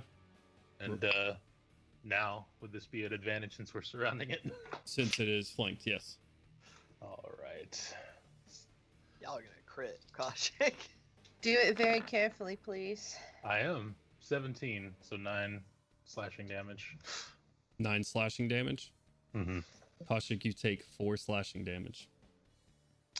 And I wish I could cut again too. Just kidding. Damn. And to help her get out, of course. Come on. And he's going to step back this way. Okay. Trying to think what else I can do in the meantime. Not really much to keep cutting at this thing. So I guess I will end my turn. All right. You step around and with a flourish sort of scrape down the side of this or slash down the side of this thing, exposing some of Kaushik inside. She is still currently restrained, but you did cut out a decent portion from ribs to leg. All right, that's going to bring us around to Gandalin. It is your turn. Okay. Just run over to the head, just poke a hole in the back of its head so she can talk. Yes, please. I don't have enough medicine check for any of that. Oh man. Oh. There goes her eyeball. Good job. Right? Shit. Oh god. You know- I'm Roll the dice on that one. Didn't work out. okay. If I were to try to, you said that we can try to break out. Yeah. Or no? Yeah. Would that be an athletics check or not? I assume. It would be your choice. Give me a second. Let me make sure before I tell you that. I'm about to say if it's my choice. I mean. should be. Yeah. It should be both, yes. But I'm just going to make Okay. sure. I just want to be sure. And since I'm getting aided, it would be a flat roll. Yes, it would be a flat roll. Your choice. Boy. Yeah. Shit. Okay. Yeah. Since I assume I could feel someone trying to like help pry it off me. Again, I was gonna take this time to attempt to bust out of it with an acrobatics check. Go for it. Let's see. That is a 22. With Artyom sort of prying open the skin, you just sort of slip your shoulder under this thing's mouth and fall onto the ground. Standing back up, you're not prone. I don't want that to mechanically affect you. I catch you. Okay. You're falling so back just into kinda Artyom's arms. Back and just kind of like backwards, like roll to standing up, and it was like, ah. Yep. Sort so of that's my shoving it action. out of your Correct. off of you. That is your action, yes. So I guess free action to draw my longsword and minimal burning of resources. I'm gonna burn a key point as a bonus action to dodge. Okay. Getting into a defensive stance Yes. so you do not get engulfed again. All right. That's That my is turn. Gandolin's turn. That's going to bring us around to Melgrim. What would you like to do, sir? All right, seeing. Gandolin get Yes, you can run 10 feet. You don't have to measure it. Yeah, I forgot I was on the measuring tool. That's my bad. Oh, gotcha. I was about to say, it's 10 feet away. You got it, buddy. You can do it. All right. Oh. All right. And attacking number 2. Yep. All right, let's see it. Attack number Get his 1. ass, yes. 11. 11 hits. Nice. You want me to roll the second attack or damage first? You can roll damage first. Yeah, always roll damage first. Just attack This damage. this one has not been hit yet, but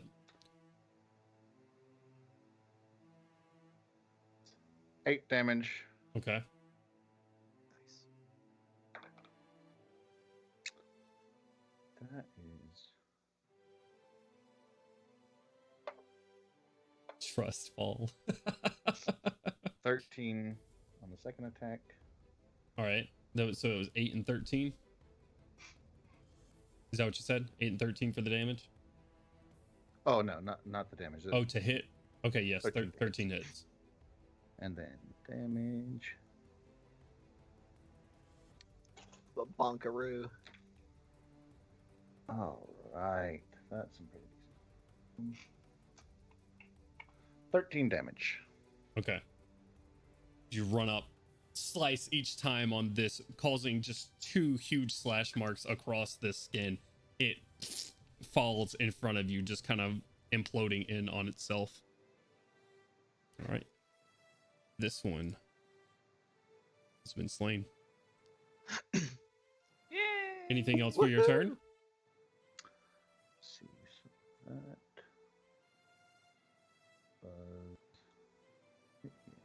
was about 10 feet. So I'm gonna move towards Koshik and eventually try to. Please don't bonk it again, please. Okay. So whenever I can, I'm gonna try to help her get out. So I'm assuming that'll be next. That'll turn. be next turn.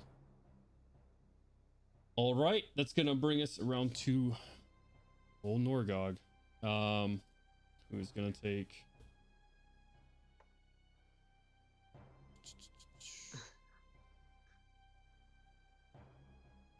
Come on, Norgog. 4 points damage Oh, did I take top of damage his at the top turn. of the round? at the top of your turn. Yes, sorry. did. Thank you for reminding me. I appreciate that. You take 3 bludgeoning damage Ow. right before RTM helps pluck you out of there. Thank you for the reminder. I appreciate that. No problem. Norgog taking that damage is going to try to get out of here because he does not enjoy it himself. So that is going to be a acrobatics or athletics. He's going to go athletics. Norgog. He's a big boy. Not big enough. Shit. Not big enough. Damn it. Norgog! Yeah. Unfortunately, Norgog is currently struggling to get out and does not. Same. Druid. Well, I mean, it's not going to matter because it's a disadvantage. And then I roll a nat 1 too. So, or a 3 and a nat 1, by the way. So I didn't even roll with disadvantage. So, until just then. Norgog is still restrained currently and suffocating, and I need to see what his con is. Okay. All right, that is Norgog's turn. It is their turn again. Shit. This one, they're fairly mindless. Gorham is gonna come back at you. That's a 22 this time. Gorham, as you just get through freeing Ganduin and Melgrim slays one of these creatures, you see another one out of the corner of your eye, Artyom, run at Gorham, unable to react, and just envelop him. That's the sound effect it makes. The slurp. You are blinded, restrained, and you cannot breathe, Gorham. This one,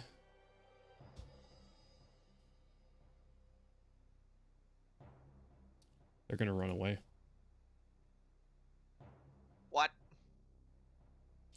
Crowley, Artyom, and Melgrim, you get attacks of opportunity on this one, if you so choose to take, as it turns around and tries to move its distance. Wait, does it like unenvelop Koshik? Nope, it brings her with it. It's taking me. 18 for 9 damage. Oh, Jesus. And 18 does hit.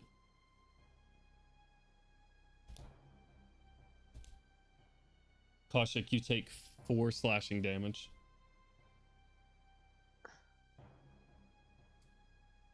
That is actually just enough to kill that one.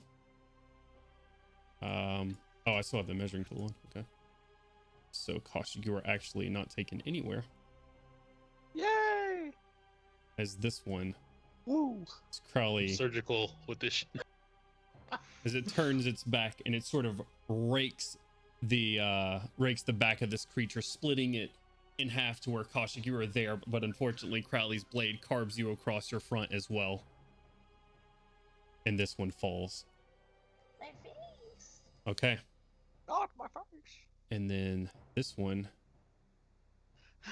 is also going to turn and run. I give Koshik a mask. Thanks, because I'm ugly now. That is but a flesh wound. Where am I measuring to? Bruh! How fucking far can they run? This one hasn't used its action. It can double move. Oh my god, it can dash. He says, Like getting wait, they don't have like half movement or anything. So they're dragging a That's a whole good ass point. person. That's a good point. That's a good point. Yep. That's a good point. wait, who's he dragging? Oh, Norgok. He is The dragging DM's Norgog. like, that's a good point. He moves triple his speed. Holy shit. Norgok's big. I have it move a quarter speed. Nope. He moves to right there, bringing Norgog Oh. with him. How do you run when you have someone's knees inside of your knees going the opposite direction? That's all I'm waddle. curious. they do the like They're like the little cactus things from Final Fantasy. they're like they have to move just like this. Throwing Norgog's legs, just sort of bending his legs along with it. Oh, That's a good point. He actually has a fly speed of 200 feet. I haven't shown him that. Jesus. All right. Oh no. Why would you put that evil on us, Bravin? That's fucked up. That is going to be its turn, though. And that's going to bring us around to Gorham. Oh, the other one doesn't try to flee? The other one used its action to envelop Gorham. Oh, okay. Bust out of there. But it didn't do its movement. Shit. Ganduin, Artyom. Koshik, you were just enveloped. And Crowley, you just used your reaction. So just Ganduin and Artyom make an attack of opportunity as this one tries to move. And this is number 3. Do I I roll. gotta? No, you don't. You could pull your punches.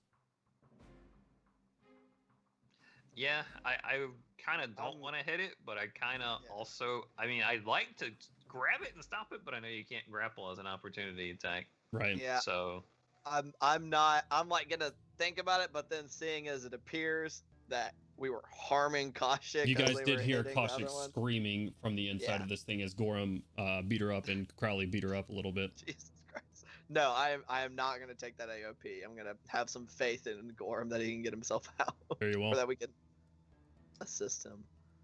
Y'all, he's got so much HP. Just do it. we need that. Yeah, we need those HP is a HPs. He valuable bumped resource. me. Y'all I bumped didn't need to. him. All right. That is going to end their Everybody's turn. got to be the first bunker in these situations, okay? And that's going to bring You're us gonna be- around to Gorham's turn, actually. And Kaushik, you're on deck. Gorham, you feel yourself enveloped and then moved, just being moved like this. Your hammer is still sort of pressed against you like this. You guys see as this skin is walking away from you, a large square just out of its neck right now, being your hammer. Is a big old tumor. He's not a tumor. So athletics check to get out. Athletics or acrobatics, your choice. Yeah, I rolled a 16 plus 7, so 16. You force it off of you once again, shunting you out into this. Whoa! I'm clicking Just everywhere. imagining you just whoa. taking your hammer and throwing it off in front of you, just whoop. Shove. But shoving it off of you, you're now right behind it. Just like a wet shower curtain just slopping off of you. Jesus. do I take damage at the start of my turn? You do. You guys are the best. That's I ever what tell y'all that. phase too. They start flapping You around take like bats. 6 points of bludgeoning damage at the top of your turn. Why I gotta be honorable? Oh no. This is the worst. That's really gross.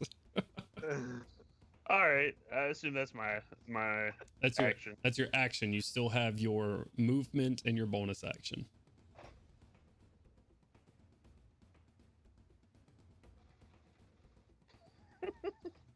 Just looks at the map like, This place is terrible. Oh, well, that brought me closer to Norgog, so I'm actually gonna. I'm gonna just keep moving. Wait, how far is that? How far can I go? Oh, Okay. you know what? I don't want to get AOP, so I'm just gonna go right there. Okay. All right, moving up to the one. I'm making it worse. To the one in front of you, to assist Norgog on your next turn if you can. That's gonna bring us around to Kaushik and Artyom. You're on deck. Can Kaushik, what would you ping like to for do? me- Ping for me real quick, the one that's got Norgog.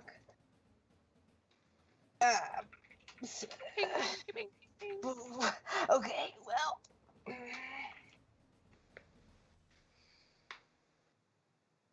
The only reason I'm saying you guys get this is because Norgog is fairly tall. He's probably on board with Artyom, if not a little bit taller. So you guys probably see a lot of green skin on this thing's, just outside and pressed against this thing's skin. Okay, creation. He's got like a Hulk monster in mid, just bursting out of the sky. You also probably see the impression of Norgog's face just on the backside, tusk on either side, sort of poking through the back of this thing's skull. So this is my conundrum, everyone. I want to use my Turn Undead Channel Divinity, but I don't want them to take Norgog with them. And I don't even know if they're undead. But I'm pretty sure they're undead. But I don't want You them can to take... assist him in trying to get out. Okay. If That's what- you that's use what hold Artyom did. person on Norgog, can his limbs not move inside of the undead? It just starts doing cartwheels. Wow, these guys are really skilled. That's kind of impressive. Yeah, I guess I'll just move as close as I can get to Okay. that one. To the one holding And- Norgog? Yeah. You know what? I'm gonna go up to the I'm gonna go right up here to the one. Will it be an action? How far can I move without using an action? Can I move up to to this one instead? Yeah, you Okay, can. I'd like to move up to that one. Okay. And I want to let me toll him. Let me toll that dead. All right, let me get this straight. You're moving up to this square, right? Please. Okay. Yeah. Okay, and you're casting Toll the Dead. Yeah. Okay. Okay. Is that okay? Yeah. Is yeah. something wrong? Nope.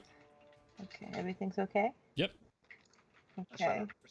Toll the Dead doesn't attack. All right. Well, yeah. Y'all need to. It needs to roll a Wisdom saving throw. All right.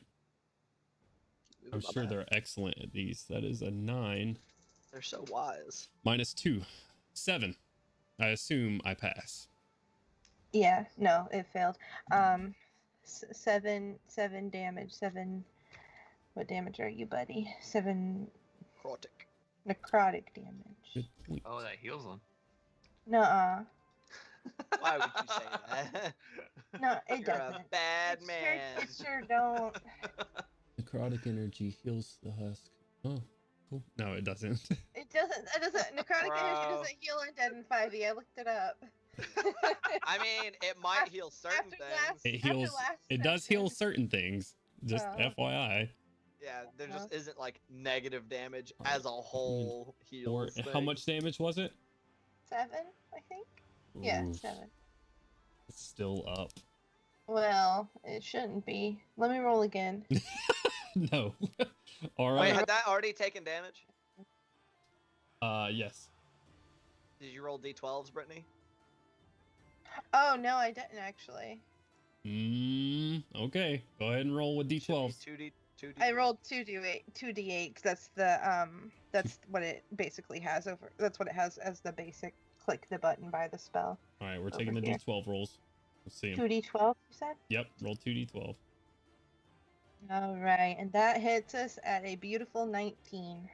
19 damage. Holy Yeah. shit, that's a lot better. A 12 and a 7. D12s make a big difference. As you Just Taco Bell slap that guy. yeah, I was about to say, as you run up to this thing and tap it on the forehead, it goes and falls into a limp sack at your feet. This one. I use it to hold my money. Yeah. I'm just kidding. It's a nice purse. All right.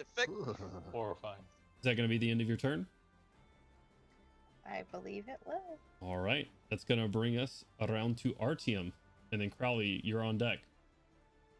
I'm running up to this guy, and I'm gonna try and give him the aiding grapple. I'm gonna try to reach around behind and try to get my fingers in and stop him from moving, and also trying to help pull out.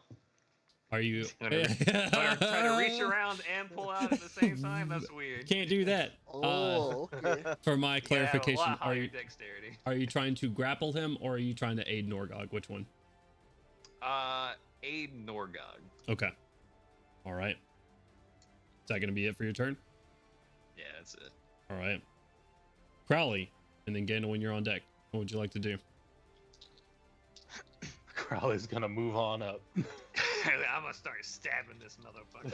And exactly he is. Okay. God damn. Go ahead and roll an attack roll for me. Listen. What you At guys don't know advantage. about Crowley, he's like, oh yes, so good. I can put holes in 2 sets of skin. So Just 7 completely slashing insane damage. inside. What a 23. It will instead take 3, and Norgog will take 3. Use my last little movement to step beside Artyom and end my turn.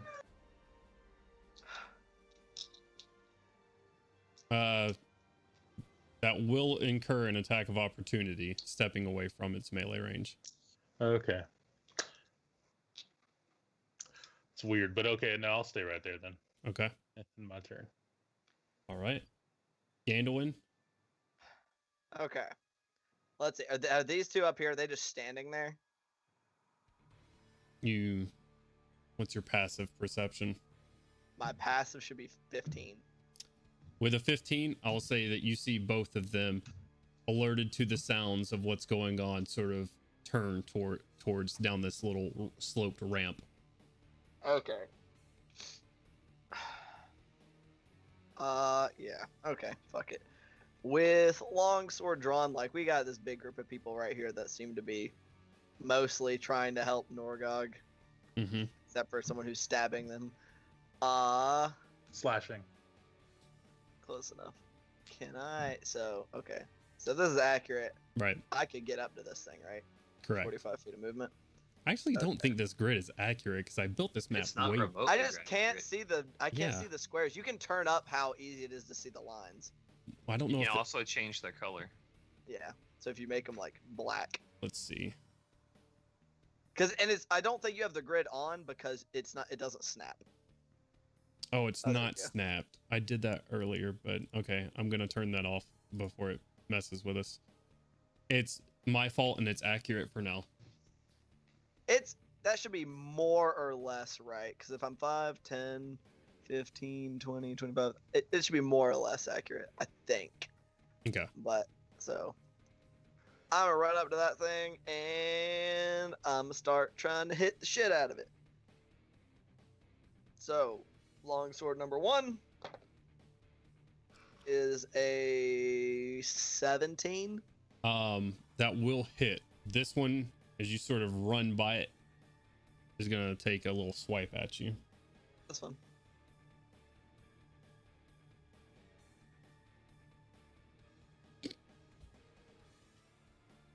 I rolled a 16 plus 4, so 20 to hit. 20 hits. You take 6 points of bludgeoning damage Damn. as its hand coupled with Norgog's hand hits you in the side of the head. Bonk. Oh! That elbow as you go by. Yeah, I just Yeah. got. That is its reaction. Okay. All right. So by that 17 does that one. hit.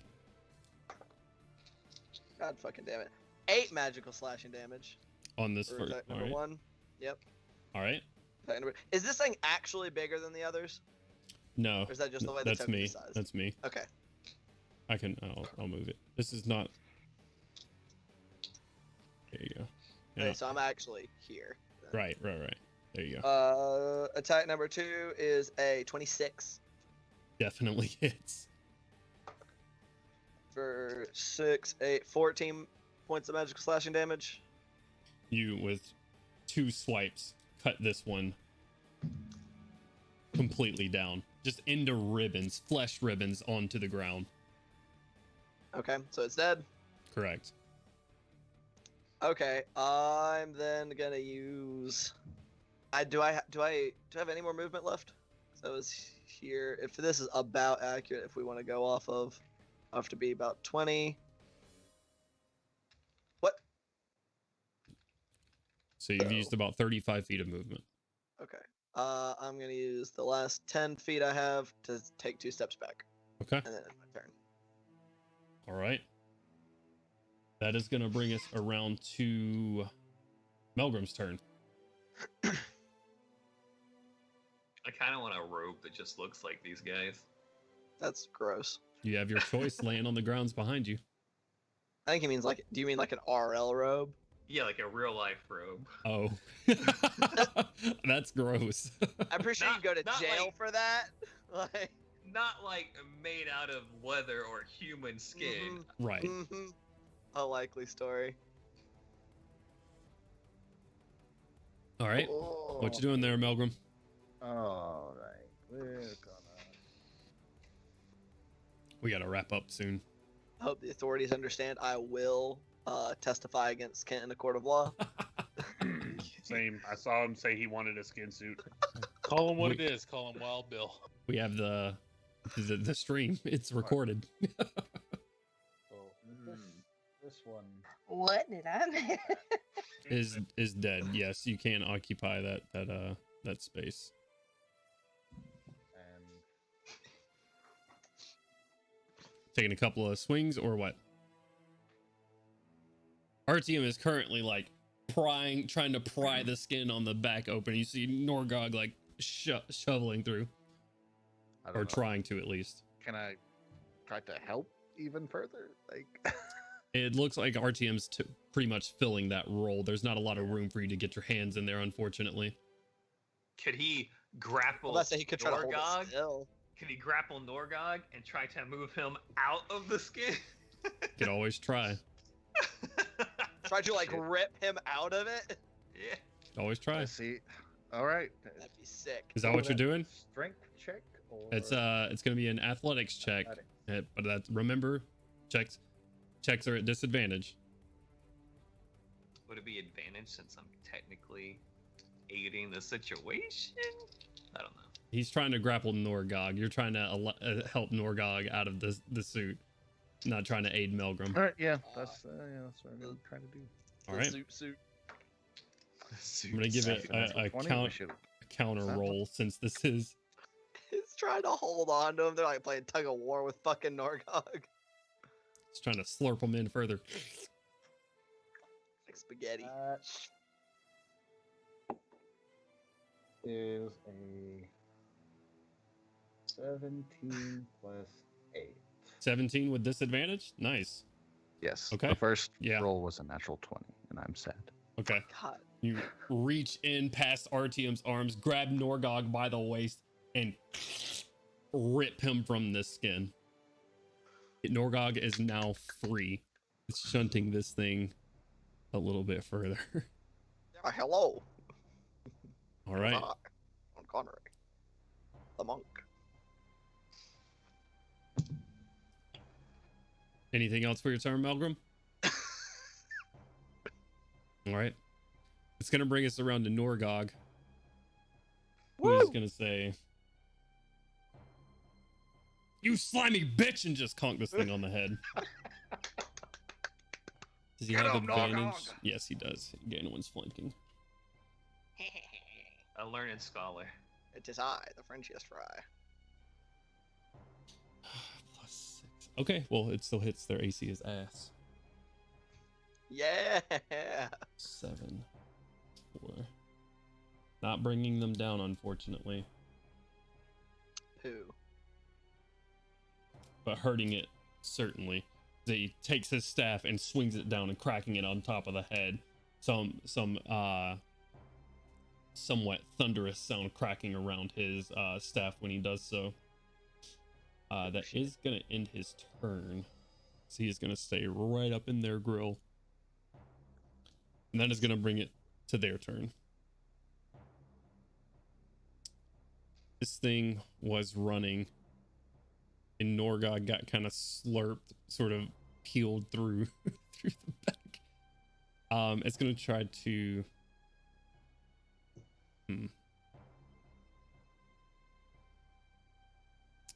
This one's gonna run down behind you, Gandalin. Fuck. Try to slurp you up. Alright, you big bitch.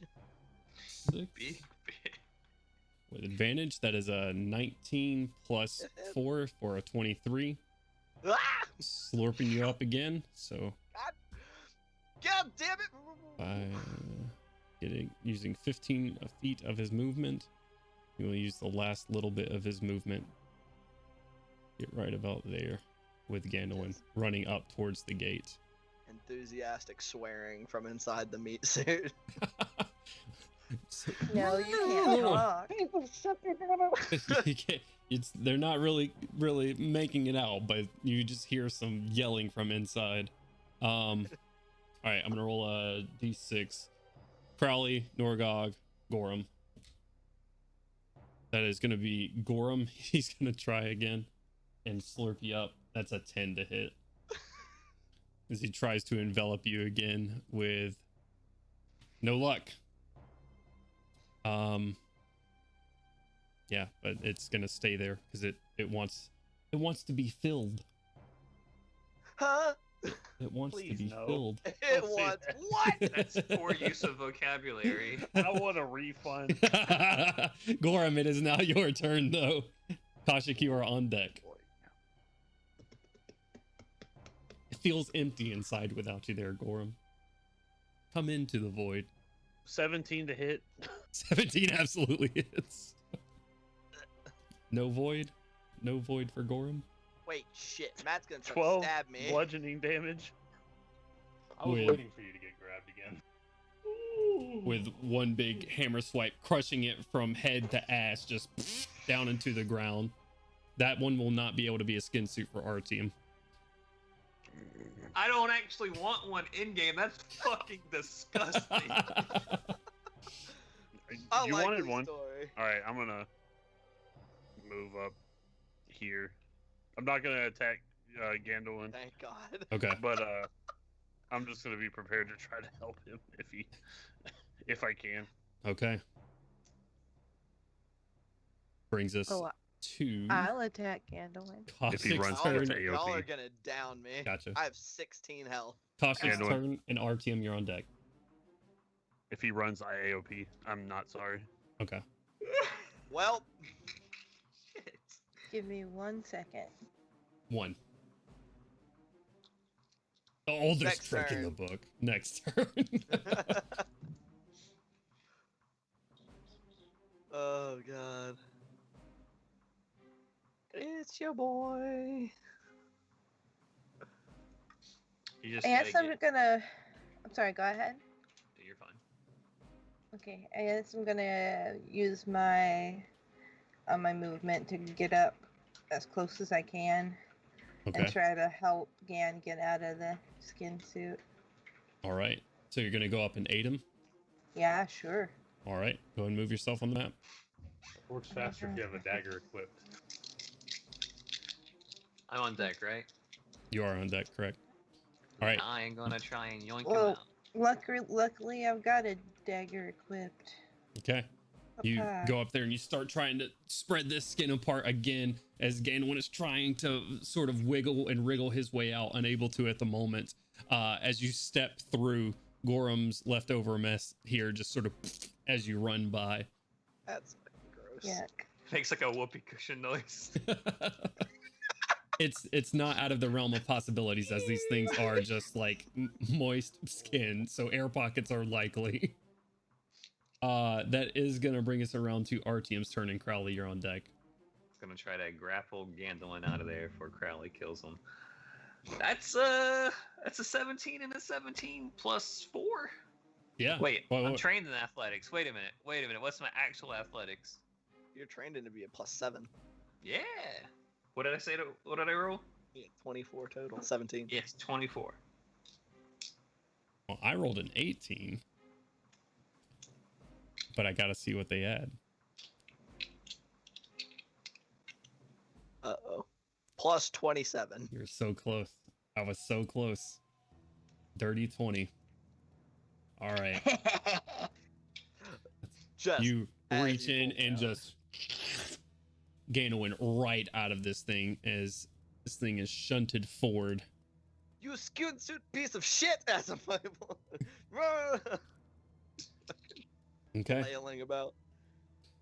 Artyom, is that it for your turn? Did you sort of still have Gandolin in your arms?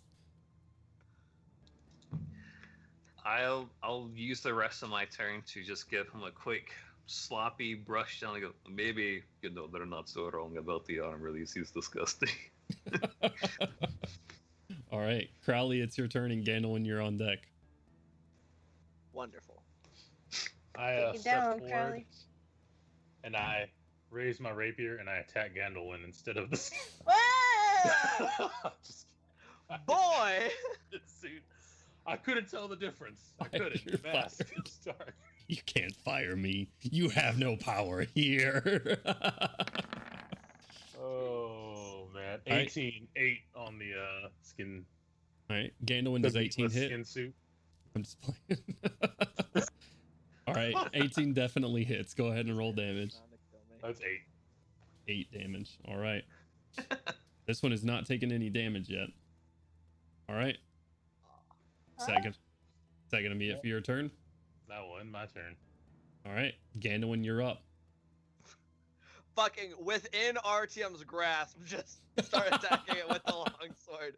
Just like as I'm pulled out, start just fucking slashing it as I go backwards. Okay, go ahead and roll attacks for me. 16. Hits. Wonderful. Oh, I love max damage. 15 magical slashing damage. Yeah, For hit you number just- one. as it's trying to come back towards you guys and engulf someone else, you just from Artyom's arms cut the skin suit in half, falls to the ground. Good. As you do so, and you guys are sitting around, sort of looking around, you all look up, and above the gate, you see the same thing, pretty much. But big. As this thing just looks over the gate, cocks his head, and that's where we'll end tonight's session. Fuck. I want to go home. Had to X that last guy, Yeah. just, you know. Is that- Spoiler. Is that huge or gigantic? It is huge. That is huge, Oh, yeah. That's a big bitch. Oh, I got something for that guy. Same. All right. Thank you so much, everybody, for tuning in. I know it was a slobber knocker for sure. It wasn't what? A slobber knocker. You never heard that saying before? What do you want me to say? It was He's a boober. Lollapalooza. That sounds like a type of descriptor you give to like an orgy or a key party or something. Nope. Oh, it's a real It was slobber a- knocker. It was a What? doozy, Jones. It was a doozy.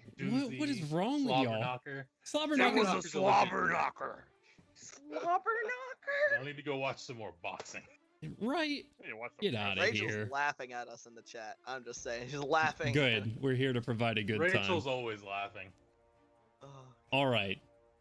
Thank you guys so much for playing with me. I had a ton of fun. I know this one is rough. Y'all decided to fight through the night, and it's caused some interesting situations to say the least. For anybody else tuning in, Milo, also played by what is his Twitter tag? I don't remember. What is Tyler Twitter tag? Chase Game. By Tyler. He has a solid chance of not being here, being able to play with us for the rest of the month. So because he has a higher duty than D&D, so we'll be thinking about him. Just so everybody is aware where he's at. Thank you everybody tuning in. We really appreciate it. Thank you for the follows, and I saw a couple of subs come through. Thank you so much for those as well. We will be live on Monday with our Ghost of Saltmarsh campaign. We'll be live again Wednesday with Tavern Talks, and the next Saturday, as always, 2 p.m. Eastern Standard Time, you can find us here at the Eberron campaign. Thank you so much, everybody, and much love. Bye. Bye. We're not dead yet. So, Yeah. We're good. where's the money?